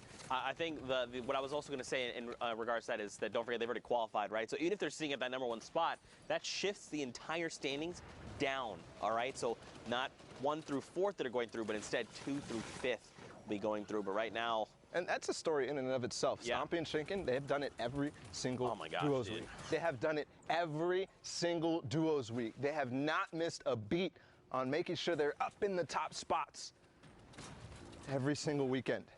Man, to get and be able to like get that kind of practice, right? And to keep doing it. One thing would be like, we qualified, we hit, you know, the very next week we hit first, all right, then we've hit at least like maybe top 10. But no, these guys are hitting top 3 back to back. Stink bombs right now, Zeke. I think he's going to get both from this last one. I think this is going to do it. I think his HP is going to be gone, but no, not throwing it all the way ahead, but he's going to find the AR shots regardless. So Ghosty and Jamif falling to, you know, he actually still has 2 more stink bombs right here. That's crazy. And don't forget, these get more valuable as the circle closes, right? Because remember, this is the space of, or I guess the stink cloud is a little bit bigger than a 1x1. So as that circle continues to close, you can really be putting some people in really tough spots, especially when you're basically just saying, the entire play space you're in right now, boom, I have dealt it, you're smelling it. Classic Zekeism right there. He always gets the last laugh. But moving into the rest of this game right now, it's Zeke and Narcos on high ground. You know, I really got to reach out to Zeke here because we have the same name, and every time Sundown is on broadcast and says his name, I look and I'm like, wait, did you say my name? Does he need me? Never mind. It's just Zeke and Arcos. Yep, that's fine. Yeah, always on high ground, always winning games, something that Zeke is not familiar with. Dang it, I was going to make the joke. You beat me to the punch. But Yarcos and Zeke are certainly familiar with it as they take high ground and hold it against Kaspersa, who tried to take it from them. Yarcos has qualified in solos, not just yet in duos, but we'll see here if the Polish duo can do it, can qualify for New York. They're at 57 right now. We saw a couple of players that were ahead of them in terms of points in this game. Right. So everything matters. Remember, every interaction counts. I think he has another opportunity here. Time to back off, but as that branches out more and more, hold on, because Hadkos falls directly into somebody's box, and I think that's going to be the end. Yes, he falls to the zone because that player takes advantage of the, distraction that he had up on high ground and knocks him out from below. Yeah. Now it's Frenzy and Ads that I was just kind of referencing in terms of their points. At 66, they take the high ground, Zeke. Look at this, 67 points now. They're trying. Now, don't forget, we saw, again, 77 is the highest we've seen so far. They're 10 points in striking distance, and that's if that duo was in the #1 spot. So you've got to think, again, these guys are contesting for top 5. We've seen teams literally sit here and trade places, and if they hit top 15, this would be huge. Lestream, Vato, and Skyt are in this game, Bala. That is huge. And they're at 77 as well, so as we see and update their scores. So just like you're talking about, 77 is that point to beat. Right now, they're going to find another. The cone slide comes in. It's Takeoffs again who goes down, and his teammate Andretta falls to Tux, who is with Borwin. We saw them win the game earlier. And look, dude, they jump up to 81 points. They hit the top 15. Those first 3 points are so crucial. And look, they're just waiting it out, right? This lobby is going to continue to thin itself out. Zeke, my boy, unfortunately gets picked up, and another round of placements. 83, Bala. 83. They could very well clutch this up and just be the point leaders. This could be it. Skyt and Vato could finally, after 10 weeks of trying, after 4 duos competitions, all those weekends finally paying off, possibly here for Skyt and Vato. We've seen this exact situation play out in that game that they got all the way towards the top 5 last time with a lot of eliminations racking up as well. They're playing slow, and they're making sure that they're going to get that ticket to New York. And if you watch in the top left, Vato, unfortunately, he gets traded out. He's gone down, and he gets picked up by FaZe Vorwin. And right before that, I was going to say Mongrel gets picked up. Skyt's dropped down to 18 HP. In his mind, he's probably thinking, this is his moment to shine in the sun, down to 8 HP. He has to make something happen. Even just hitting top 5 would make the difference right now, Bala. And I don't even think all these builds are his. You can see as soon as he got into the next box, he frantically makes... No! But it's Tux who took out Vato earlier. He uses the stink bomb at the opportune moment and takes out a few more. That's 7 eliminations total. Vorwin's still up, though, so he still has an opportunity to make this work. Oh, man, eliminated 6 there, just on the cusp, but it's okay. Again, that's now the highest point value we've seen. Even evade ads, look at this, 75 points right now. These numbers are getting out of control. Vorwin down on the lowest ground. He's going to be dropped. He's got to break through metal, though. He's got to find Sensei. Look up. He's got to get Sensei. He's going to drop down in front. No. He does not get the trade out. Ads right now has the health advantage. Frenzy and Sensei, look at them both. They're so hurt that the storm is continuing to tick them out, and it is not enough. It's Ads and Frenzy get the victory royale. Man, Zeke, we're 79 points. I can't and do that this. could be 80 because I know that elimination counter is slow to update towards the end of these replays. It could be enough, and that could even be possibly their last game, or they could have gotten one more in before these queues. I mean, Zeke, this is coming straight down to the wire here in Europe. Oh my goodness, man. Of course it would be like this for the final week. It's been like this every, periodically we've seen moments like this where we've seen players edged out at the very end. And I gotta, Vato and Skyt, man. Yes. Out in 6th place in that game, not quite making it to 5th place. That could come back to bite them in a terrible fashion. It could be heartbreaking for them, but we go ahead and catch up with them later in the standings. We'll see where they all end up.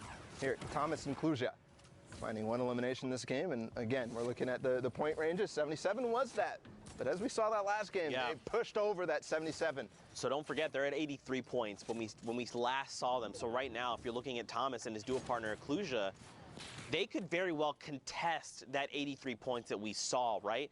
it's only a difference of 6 points. That's making it in to top 10. They're at, or excuse me, top 5. With a few eliminations sprinkled in there, man, I do not want to see Sky and Vato get edged out again. They've come so close so many times.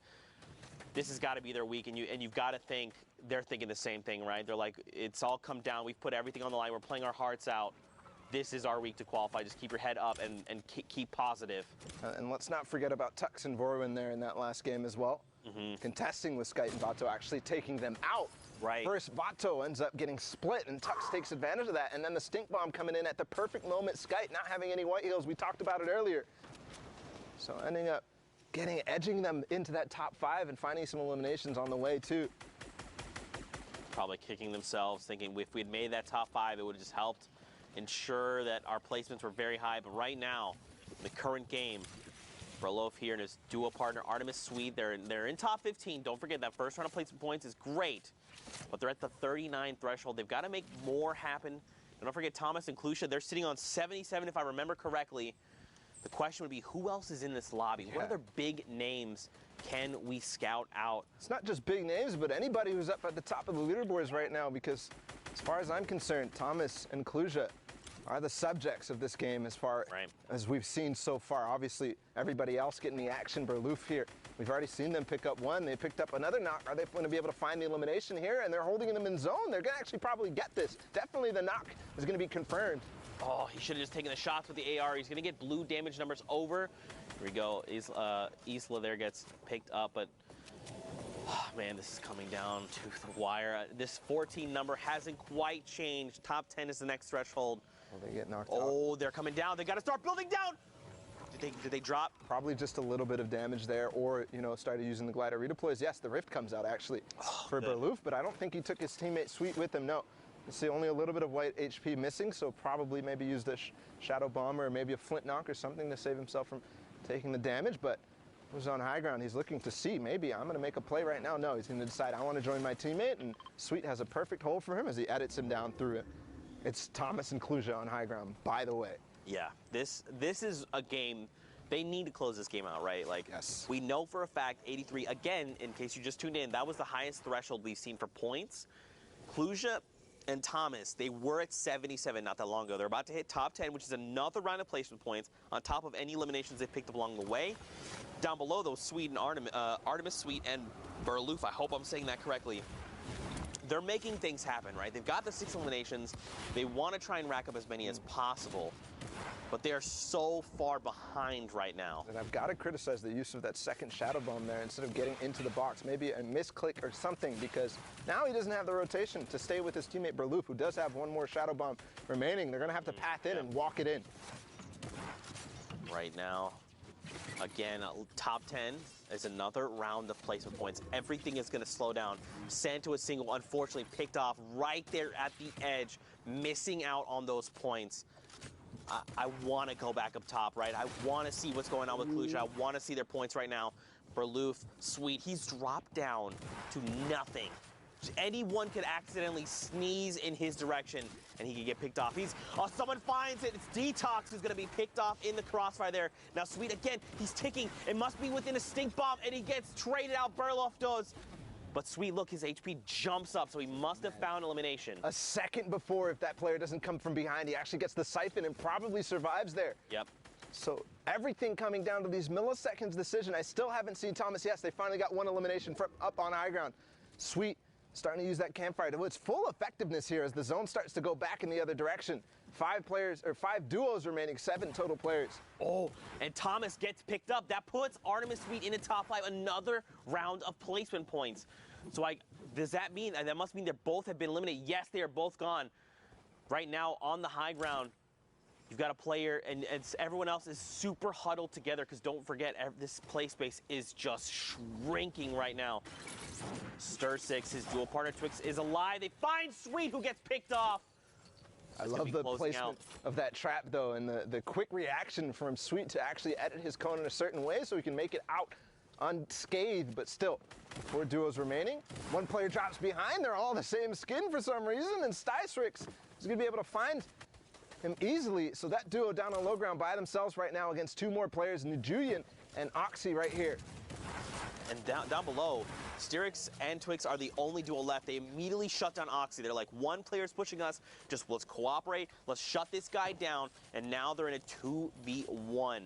Gooden here is gonna have the fight of his life, and he's on the 64 points. We've seen a lot of players hovering in that range. This could make the difference if he could find both of these eliminations and the victory royale. 5 points could make the difference. He gets cracked, Bala, down to 23, 13. Oh my God! Oh my God! That was the sickest split knock I've ever seen! That could have been the sickest split knock I've ever seen, because if he got that elimination and landed, he could have gotten the siphon and all of a sudden forced this into a 1v1 with HP advantage. But unfortunately going to go out into the zone, not able to control himself with the flint knock. Just like Zeke here, a little bit of excitement there from that play. I'm melting in my chair. I'm just slowly sliding down. I'm trying to collect myself, Fortnite fan, but it's not working right now. Next game, 62 players, 34 duos, still sliding down. 85 points from Rojo and Wolfies? Okay, guys, all right, listen. So they were slowing down when we last took a look at the standings when I was up there with you, Zeke. They were slowing down. They fell out of that first place. They're starting to creep down to that 6th, that 7th. We were talking about whether their games have been played yet, but climbing back in a strong fashion here. They've got one more game, and at 85 points, if they make this a big one, they could break 100 and almost guarantee themselves a spot to New York. They have shifted gears, shifted mindset, and have said, we need to punch our tickets. We need to be on the stage of the World Cup Finals in New York City right now. They've got 3 eliminations between them. Don't forget, top 15 is the round of placement points. They are halfway there.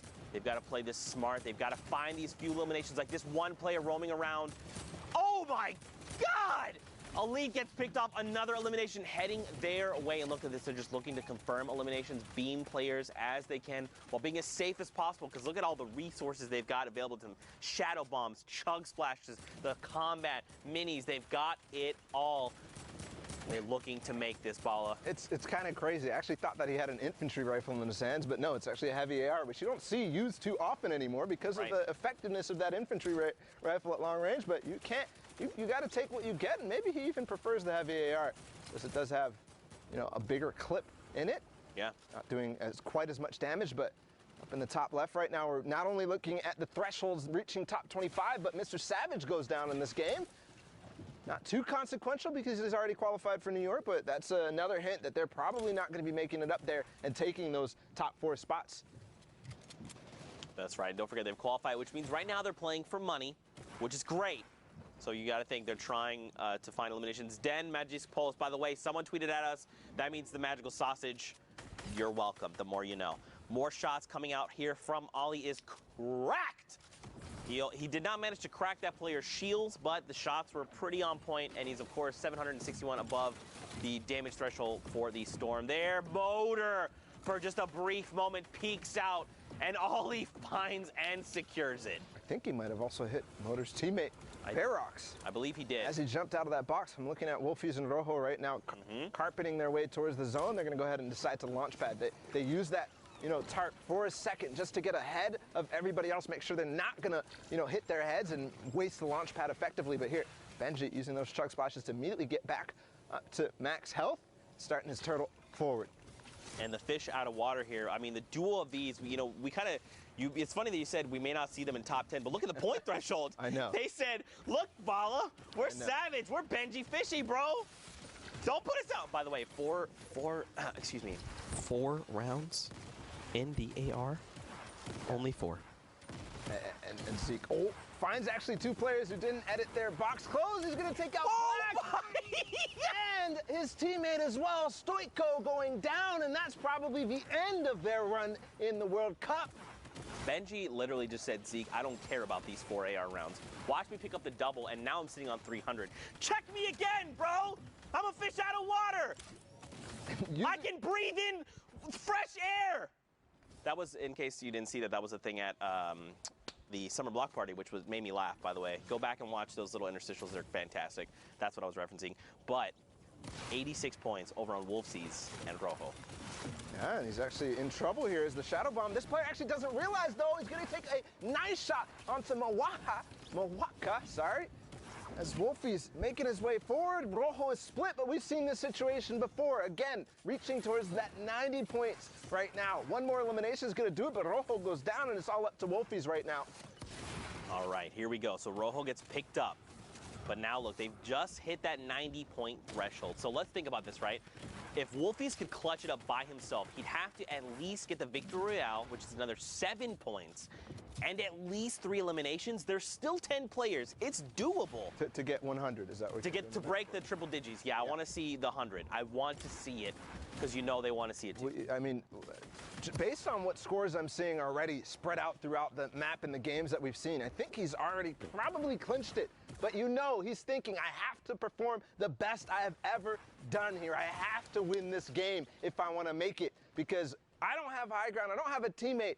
I've got to do everything. I've got to take all this responsibility on my shoulder, all the pressure from all 10 weeks, and do it right now, Zeke. That's right. And you got to think they're probably saying, like, just imagine this was you on the stage of the World Cup Finals, right? Imagine you're in that moment. Take everything, all the practice, the long hours you put and dedicated to this game and focus it and hone it in right now. Wolfies, he's got 3 eliminations. Again, 94 points. If he can find 3 more eliminations, it's not enough. Confetti trades him out and shuts him down in that moment. And now it's coming down to this. It's a 2v1. Confetti and Toos. It's kind of crazy because we started World Cup in week 1 in semifinals. Toos playing in solos, actually destroying the semifinals, and now here again, ending EU. Is he going to be able to pick up this win? It could propel them up to 71 points, but it's going to happen. Ollie goes down, almost makes a hero RPG play onto Confetti. My heart dropped for a second there, but that really could be, you know, a story from the start to the finish, Zeke. Yeah. This is, I think, the only fitting thing now to do. I'm stressing out of my mind, but for now, let's send it into Pookie. She's in the studio. She's going to break down what's going on. Thank you so much, Zeke. You know what? Go get yourself a sandwich. Go get a drink of water. Calm down. I was over there. You were stressing out for sure. I am joined here with Sundown. Those games are absolutely incredible. You always putting on a show, never disappointing. Speaking of that, don't want to bring up who's going to be disappointed or excited, but we got to look at the standings. The final standings, the last 4 coming out of Europe. It's been so absurdly competitive, and let's take a look. Punch some tickets going through. Wolfies and Rojo taking the top spot. Stompy Tashinkin, Benji Fishy, and Mr. Savage don't know how to share. They're still hanging out. Had already qualified, so that means it shifts down. And we got Skype in Vauclusia in Singularity's Thomas HD taking up the spots, 1 point separating the difference, going through there. Saw it going down. I mean, this is nuts. So many players who we've seen. Klusha getting the double qualification going through. Shinken and Stompy not knowing how to stay off of the top. Huge runs from Skype and Vato, as well as Vorin and Tux. And then Wolfies and Rojo just dominating at the start of the day, kind of falling off, and everyone was saying, oh, can they stay up there? A huge last-minute surge, $20,000, a trip to New York City, Pooks. That's massive. Congratulations to everyone who has qualified for World Cup Finals in New York in July. I cannot wait to meet all of you, but we have some business to get down to, Sundown. Time to punch some tickets, right? Yeah, we got to punch those tickets. All right, let's get the top one right there. Congratulations, Wolfies and Rojo. We got Skype and Vado coming out of the stream. Am I doing this one? Yeah, you can get that one as well. Split it up 2 and 2, and then get Vorin and Tux. Such a great job from Tux there. We saw a number of his plays. Vorin as well clutching up in the end, and then rounding it out. Klusha, by the way, in Singularity. Thomas HD. Congratulations, all of you played so incredibly well. It was a great day to round it out. But again, hey, first of all, to even get to Sunday in Europe, it took 67 points in a victory royale. Like, if you were playing on Sunday, you're among the best of the best there, and just because your name isn't up here doesn't mean you're done. There's always going to be more to play for. There's always more there. And speaking of always more competitive Fortnite stuff, we recently actually just launched our own dedicated Twitter to all things competitive Fortnite. You know, let's just throw it on up there. Go ahead, give it a follow as well. It's twitter.com/FN competitive, and I mean, there's always a way to get involved. We're gonna be highlighting plays, we'll be doing breakdowns, we'll be asking you who your favorite players are up there, so keep an eye on that. And then let's also see what is up on the social wall and what players had to say up there. Boom, right on up there. And then everyone's saying welcome to Twitter on there. Let's go. People being excited about it, and look at that. I love the Sharks just slamming the like and the retweet button. Nice. I love that. Cutest graphic I've seen on this wall thus far. Can we just talk about Evade Orange's tweet for a second? The only Twitter I need. Could not have said it better myself. Well, he needs his own there to interact with it as well. That's but true. I mean, just you know, potato, potato. It is what it is. But yeah, guys, if you're not following this Twitter already, please go and give it a follow. I'm following it. I know Sundown is. Tweet to us on there. We'll be replying to stuff all day today. But you know what? I feel as though, you know, we've seen a lot of games coming out of Europe today. You know, we've seen a lot of people, you know, punch their tickets. Congratulations to everybody so far. I cannot personally wait to get into the next set of games. So before we do that, we are going to go to a quick break. Do not go anywhere, because when we come back, we'll have more Fortnite action. Let's fly down to the lobby. Let's fly down to the lobby. Let's fly down to the lobby to get your squad some nums. Burgers from dirt to munch. Tacos Royale with brunch. Red juices, a tasty treat for Lil Whip, Peely, and Pizza Pete. Let's fly down to the lobby to get your squad some nums. Let's fly down to the lobby to get your squad some nums. What's up, Fortnite fam? Sundown here, and today we are going to talk about the Tactical Assault Rifle and its addition to competitive play. The Tactical Assault Rifle is probably one of the best additions to the game. It's a long-range weapon where you could save AR ammo if you have a drum gun. Small bullet you can find everywhere, so it's a good weapon. The Tactical AR is an uncommon, epic, and legendary weapon that utilizes light ammunition and has a high rate of fire. It does 22, 23, or 24 damage depending on rarity, has a pretty fast first shot accuracy timer, and a dope reloading animation. I mean, come on. Just look at it. We've seen a lot of competitive players opt into using the Tactical Assault Rifle over the course of the Fortnite World Cup Online Open qualifiers. So let's hear from some of the players who qualified for the finals and get their thoughts on the TAC AR's addition to the game. It's really good. Like really, really good. Once you get to endgame scenarios like 5th zone and beyond, it absolutely beams. It's very, very viable in meta right now. Everybody's been using it.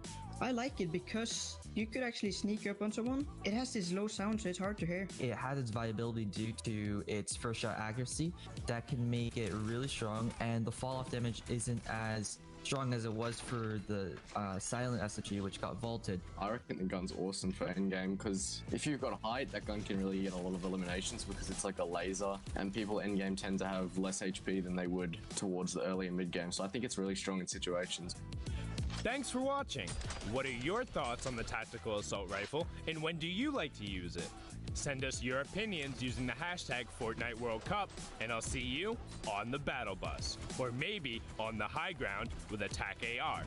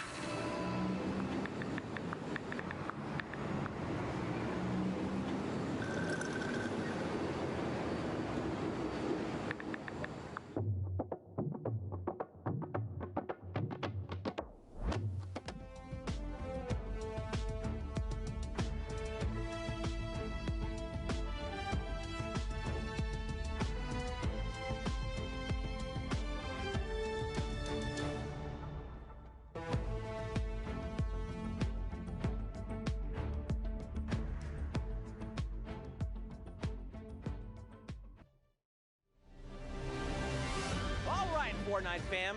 Did I beat you in rock, paper, scissors? Hashtag Fortnite World Cup. I probably did because I'm really good at it. It's the only thing I'm good at ever. But, guys, we are knee-deep in the World Cup finals. Qualifier here for duos. It has been unbelievable. The European action has not disappointed. But, of course, we're getting ready to hop into more games. Now, what we're going to do is we're going to take a look at Oceania replays because don't forget, Oceania and Asia happened overnight. So we're going to also look at Asia replays as well. I guess I should have said both. And then we're going to take a live look into Brazil, see how things are going for them. I need 2 casters on deck. Let's get Pookie Face. Let's get Sundown. Let's get into these games. Thank you so much, Zeke. I'm joined here by the amazing Pookie Face, who has a great talent at ignoring high fives. Oh, my goodness. Wow, she literally looked right at the camera and then right at me. But as Zeke just said, Oceania and Asia wrapped up last night. I stayed up and watched some of the games. I know most people didn't, but they were incredible. The last spots were there, and let's hop in, give these guys a little coverage, and celebrate just how awesome at Fortnite they are. Now, a fun fact about both these guys, 7 matches played total. That was all they ended up running through. So they were able to get the maximum amount of points through each one of them, not needing all 10. And as we talked about with the Breakaway Esports duo of Serpent and Hype, averaging a placement of 2.67 across those 7 games. That is ridiculous. That is extremely high. Do you know what other teams are sitting at in terms of averages like that? I mean, you really don't typically will see placements like that in a 10-game run. Like in overall, like we've seen people being those consistent in like over the course of 10 games. Right. But like in that spree, I think the closest we've seen is the Twins out of Oshi when they were playing more placement based and less aggro. I think they had one of the weeks up there where they were nearing 4, but sub 3 that's really, really, really good. Yeah, it's definitely pretty incredible, like you said. And we see Hype just get the elimination on Pendragon, LOL there, just utilizing his edits there to quickly peek out, make sure that he's not leaving himself too exposed. Take a look at his partner, Serpent, who has got his own agenda of what he's doing over here. Looks like he's doing the same thing, but on the opposite side. So these guys just applying pressure all over the map.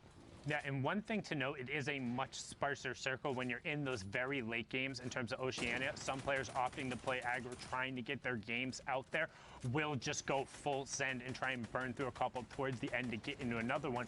But if you have good game management or the ability to just play consistently and ride it out, you can play this game all the way to conclusion and maybe snag what might be a slightly easier victory route for you if you're playing passive and defensive, which Serpent and Hype seem to have been doing so here with, I want to say, only 6 elims, but in comparison to the rest of the lobby, it's not a ton. It's good. No, for sure. And to your point, kind of what you said about knowing, where your opponents are. Let's keep in mind that there's only 12 players left on this map right now, and only 7 duos remain. Make that 11 and 6. I spoke way too soon. Serpent secures another elimination there on Bray. But in terms of final circles, Sundown, this is not something that we see very often in these late games. No, and it makes for interesting play because people can be more calculated, but normally you don't get as much room to operate. So now all of a sudden, Zank being in this 1-by-1 by himself, if certain Hype want to go pinch him, they absolutely will. They know this is a 2v1. They know there's no one else here, but Zank is now trying to get whatever opportunity he can to free up shots, knowing that the 5 and every single point matters, even if not for qualification, then for the prize money, with the prize pool being doubled in weeks 9 and 10. Yeah, and Zank making that quick decision to just use the launch pad, kind of get out of there. He saw that there were players rushing at him, decided to go up, get the high ground, which does end up working out for him because he lays down a 35 and a 71 shot on opponents down below. Breaks a baller, which is going to be bad news for that player. He isn't going to have that additional protection anymore. But he is just trying to fire shots, methodically go through and see if he can actually get any kind of knocks or eliminations here to get that siphon, because he doesn't actually have any kind of healing, and he does take out Jimmy, so that is certainly going to help him for any kind of future eliminations or any kind of engagements here. Yeah, and it got him into the top 5, and Goobaz actually ended up going down as well, so just getting the tags on the end of the storm as rotation does go up the mountain, the verticality being the difference there.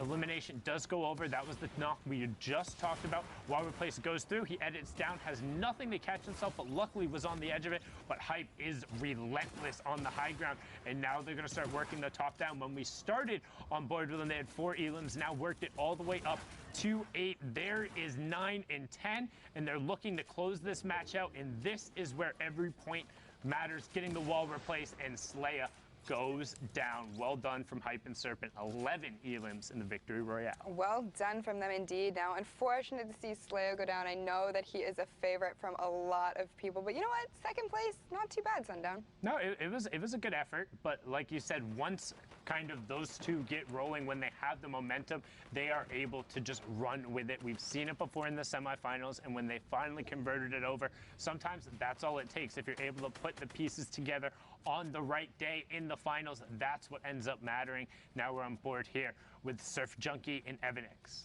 And take a look at their loadout. They have right now 2 Rift to Goes, 2 Shadow Bombs. I'd be interested to see if they've split the Shadow Bombs. Duos will typically do that, you know, give 2 and 2 so each partner has some kind of mobility in their inventory. They do only take up 1 slot, and you can carry a whole bunch of them. So we've seen time and time again players utilizing those to make rotations, make sure they're safe heading into the next zone, and they are going to actually opt to rift out there so that they can make that early rotation. They did have quite a long way to go, but they are going to look to see if they can possibly sneak on some high ground here.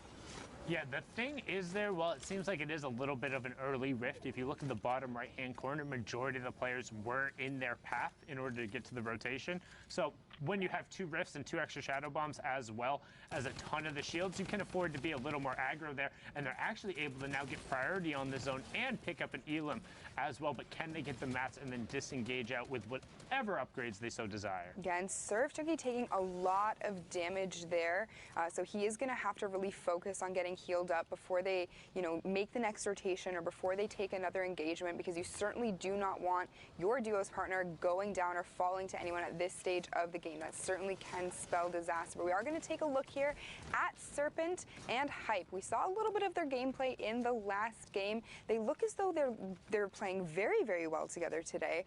And you know, let's just see what they can pull out right now. Yeah, so these were actually, so the last game we watched was their second to last game, and this was their final game of the evening. So that's kind of why it ended up being such a thinner lobby. It was a lot of the players trying to get through and use the last of the games, but Serpent and Hype saying, that's fine, we'll play it for a victory royale. And right now, inside the first placement threshold, already on 7 elims for this match. So that's 10 points so far coming out from this game. That's what we talk about when we say maximizing efficiency in every single one of your lobbies. If you're making it into the final placement threshold, getting a couple of those victory royales and getting elims as well, no, it makes it very difficult for everyone else in the lobby to even keep pace with you. Yeah, and you know, that we've seen time and time again has worked out for so many players, you know, really just being very aggressive, just going full send. It doesn't matter what game you're in, that can always bode well. He does get the knockdown on oh my gosh, Surf Junkie and Evanix just fall to him completely, no chance, and we've seen them play very strong in the past, so that is very surprising. But Serpent does pick up the Rift to go and 2 extra Shadow Bombs, so now the tables have turned, Sundown. He has got all of the mobility he needs. They just have so much control over this lobby now with the high ground. They can see nobody else is even remotely close to it. There's the far side of the lobby. You will see Lunar and Alpha trying to put some shots on it. Prince Charming comes sailing in, but there was a Shadow Bomb directly in the box behind it. I don't know if Alpha realized that. Gets high ground taken away from him second. Boxed in, no traps coming out. Does finally put one down, and Kaiser can't avoid the damage there. 15 health on it. Needs to throw the chug splash at his feet or get the edit out. One of the two has to happen very shortly. 15 HP, was able to get back up to the high ground. Is going to opt to just pop the minis and then go for the chug splashes. Yeah, I mean, at that point, it wouldn't have really mattered too much what he chose to do, because you are only getting 20 HP effectively from those chug splashes for each one that you throw down. He did wait for his partner to join him, though, because there is that area of effect with the chug splashes. You get 20 health, your teammate gets 20 health, so not everybody gets 20 health. Well, that's tend to be why you see it more run in duos, but also just love having shields all over the place. But now Serpent and Hype going aggro, and we've seen it putting the dual combat shotguns to work, focusing on that with the loadout and making sure they're shooting together. But right now, Serpent has been chipped out a little bit. However, they're into the top 10 in terms of the team. So 5 placement points been picked up so far, and look at that. Prince Charming gets taken down. No fairy tale ending for you there. It's just back to the lobby. And considering this is the last match, that's the end of your World Cup run as Serpent and Hype able to clean that up. There's another one going over up to 12 and all the resources from it. And they saw that Shadow Form player. Look at him just running. What is happening? Sundown. He was just, you know what? I think at that point he was just trying to do whatever he could to stay alive. Unfortunately, Hype and Serpent met him there, but Serpent does actually go down and he is going to fall to the storm. It is going to be completely up to Hype now to carry the rest of this game. Each of them having 7 eliminations, sitting at 125 points. Do you think he's going to be able to pull out the victory royale? We're going to have to find out. Now, they are on the 14 elims, has the proximity launcher. That's 70 on both of them right there. Will get the AoE, gets the 70 again, so he knows that player is on 40. Drops down, he finds Ices, catches himself with the waterfall as he drops. Will pick that up. Siphon comes over too. Will he be able to get enough mats? He's sitting on 3, 2, now out of materials. It's a 2v2, v1, v1. Edit comes out. Needs to pick up this Elim. Storm isn't his favorite player. Covers himself with metal. Edit goes forward. Uncle Andy, say goodnight. Nothing left for you there. Hype finds the shot right there. Gets a good 80+ tick. Can he find another one as he's trying to do all of the work by himself right now? Serpent's been taken down. He's sitting on 9 Elim's getting some help from the high ground. 73 with the first shot. Getting walled out. Needs to find a way back in the zone, and he does. Lupius goes down 1, 2. Can he find the third? Needs to get the conversion over, and he does. Lupius goes down. It's a 2v1. Can he find it? Oh, no. Alpha Barbucks cleans it up, but second place and 15+ elims coming out from their good effort from Lunar and Barbucks, but Hype and Serpent showing why they got that top spot. It was really well played. Unbelievable. The decision making and mechanically how gifted you have to be able to drop down, waterfall down, pull out your shotgun, and catch yourself so quick. Cat-like reflexes. Too bad Kitty Plays isn't here to comment on those. And making sure that it was the player he had ticked twice with that proximity grenade. While it only being 70 damage, it's basically guaranteed if the player isn't boxed themselves up. But now we're going to hop on over to the Asia region while we see what was up with the Trigger QQ boys of the Vietnamese region, or the Vietnam country, playing on the Asia region. Apologies there as we're on board here with Ricky and Joysa. Some good shots coming out from that tactical assault rifle so far. 12 duos remaining, 23 players left as we're in the half in, half out. Yeah, and we are seeing a little bit of a trend here so far with these games, Sundown. You know, not very many players left alive, but I think it's a great change of pace, and you can really see how the players adapt their play style to kind of, you know, counteract the fact that there aren't going to be very many people in the lobby. Ricky just taking down Seal completely as he was trying to rotate and use the launch pad to get out of there. So good on him with that elimination. That will be his first one of the game. His partner, Jazia, is sitting on 2. They are going to use the Stinks to actually try to pressure this player above them, see if they can get him to come down, but he just gets out of there and says, you know what? That one stunk. I'm not interested. Yeah, Cushy having no reason to do that. And you also noticed that Joysa threw the stink directly on top of Ricky while he was pressuring. No friendly fire going on there. As you can see, Hooten and Peach on the low ground, but there's the qualifiers, Flame and Unique over on the side. And one thing I went through and ended up reviewing a lot of their matches, they had some hairy situations early, but pretty much every single early game, they got completely uncontested Dusty Divot and walked out with just max everything. Like, it was nuts and just getting a ton of rotation, but right here you can see right now, sitting on 2 elims, have a decent amount of loot, good amount of mats, and prime area on the zone. So convert that into one onto Theo, getting a good knock with the help of the Storm, up to 66 points as we're inside that placement threshold number 2, top 10 ticking over. And I feel like Dusty Divot is actually one of those points of interest where you can drop and get a ton of resources, all the trees being there. You know, some would argue that, you know, you're at a bit of a disadvantage because you are essentially, you know, not to pun, but you are in a divot. But you know what? If you can use those trees for cover, that whole area completely uncontested and for yourselves, you are going to come out of there sitting pretty. So we are taking a look here. They are rotating over. We'll see how he builds up here. If he tries to take high ground, or it looks like he might actually be making a play for that. Yeah, he was looking to find it over on the side, but instead just opted to box himself up, realizes he has the RPG and wants to start sending everyone cascading down, but opts not to fire it. So interesting decision there. I actually thought he would have sent it down. Instead turns towards the player underneath him, and him and Ricky are going to try and isolate that player in order to convert it into an elim. Now he's going to look skyward. I figure he would want to reset that before they got too established. Nope. Instead, he's going to say, my high ground now. Perfectly timed launch pad to get it right at that maximum deploy height. And now, all of a sudden, Joyza and Ricky on the high ground with a whole bunch of resources. And 12 rockets in their RPG. We've seen this time and time again. Explosives are extremely strong, but they are even stronger when they are raining down on players from ultimate high ground. These players do not have to worry at all about anything that is happening above or below them. They need to be looking up at Jazia and his teammate because they are actually going to go on a little bit of a tear here. Let's see if they can get any more eliminations. They've already picked up one, but you can see him. Jazia's ready. He's got that RPG out, Sundown. He has it out. He's trying to make sure it's loaded. Stinks continue going up. That looks like it's his teammates since he's just walking through that. Does hit top 5. Now Ricky has taken a solid amount of damage, but continues tossing down Stinks towards the low ground, but he hasn't found anything with it. So far, they've only converted this into one, and Ricky actually got knocked Flame all of a sudden. Flame and Unique picked up 2 there, and they're into the top 3 with a 2v1v1. Joyce on the high ground. Dorothy isolated in front of them. They're going to try and pinch. RPG comes down, but Joyza commits himself, falling down after the RPG, taking 80+ damage. So now rifts himself up to the sky, but this is going to give Flame and Unique all of the pace, all of the pressure. Dorothy gets pushed down. Unique does get chipped out, so he needs to be careful. Joyce, recognizing this, knows he needs to go now before it's isolated, but there's the maximum deploy height. Might as well just be hanging out, clips his head, finally touches his feet, and gets blasted for it. Flame and Unique, we hopped on board with them. They had 2 elims. They converted into a 7 elim victory royale for 17 points, Spooky. Very well done coming out of those 2. And Jazia made a little bit of a mistake there. He did miss that floor that was built out, but unfortunately for him, he didn't have much of a choice. He didn't have any mats left, so he had to rift. That was literally his only play. Fortunately, it didn't work out, but let's hop right into another game from the Asian servers. We are looking at the Trigger Boys again. They're sitting at 9 eliminations already this game.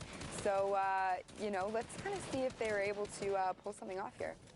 And again, one thing I highly recommend if you have the ability to go back and watch these guys' VODs, because I know a lot of people, they like to talk about the 0 ping wall takers and going somewhere else to play. These are players playing from Southeast Asia, playing from Vietnam, being able to execute together, finding a strategy that works for them, team firing and coordinating. It was very impressive to watch. And there's honestly a couple of situations in the early and mid game where it felt like they really shouldn't have got out of, and they had really cool disengages. So highly recommend checking out these 2 players in particular if you want someone who might feel a little more accessible in terms of going over, and it's something that like, hey, I can do this, because I know there's sometimes when I watch VODs of like Benji Fishy or Clicks or Dubs, and it's like, well, I'm never going to try that ever, so. Never say never, Sundown. Believe in yourself. Some of these kids, some of the guys going to the Fortnite World Cup final are infinitely better than I could ever hope to be mechanically, and honestly have shown why they are that good. Like, these guys are the best of the best and just do some mechanical stuff that hasn't been seen before. But that is not the only way to be successful in this game. There's plenty of paths in Fortnite Battle Royale to get there and to get to the top. Yeah, I mean, you can be mechanically amazing. You know, you can have smart rotations. That's what I love about the Battle Royale genre as a whole. There's just so many different working parts, and I feel as though, you know, there are some duos that do some things really great and others that do other things even better. So that's why it's always so exciting to me to be spectating duos and being able to be here and casting these games, just so that you can see how these duos work together, how they play to their strengths. They are going to be taking, that one gets me every time. I had to quickly look down into the inventory there to make sure he had the redeploy. I was like, what are you doing, Unique? Please! I still get a little bit of vertigo anytime. Even if I know they have it, it's just like, I'm desperately afraid of heights. But we're into the top 10 now as Unique and Flame. Now you can see high utility. Again, 2-gun loadout, but using as much of the utility. And RRQ Hero Kappa just gets ripped. 4-shot out from under him, and they catch him before he even hits the ground. Up to 91 points so far from Unique and Flame, and just so well done. Yeah, and you can see there, just, you know, they started shooting at the wall and then both immediately switched down to the floor. Smart plays coming out of them as always. Here we have Met. I'm gonna take a stab at that name. I know that, thank goodness it's me casting here and not Zeke because... he would have panicked and Yeah. probably fell out of his chair. But Yeah, now, that- Met taking shots from the high ground, looking down here, trying to find what he can. Gets GCBM, GGK with a perfectly placed rocket, and now he's gonna look to punish that backside of the storm. That was the conversion over to the knock he'd already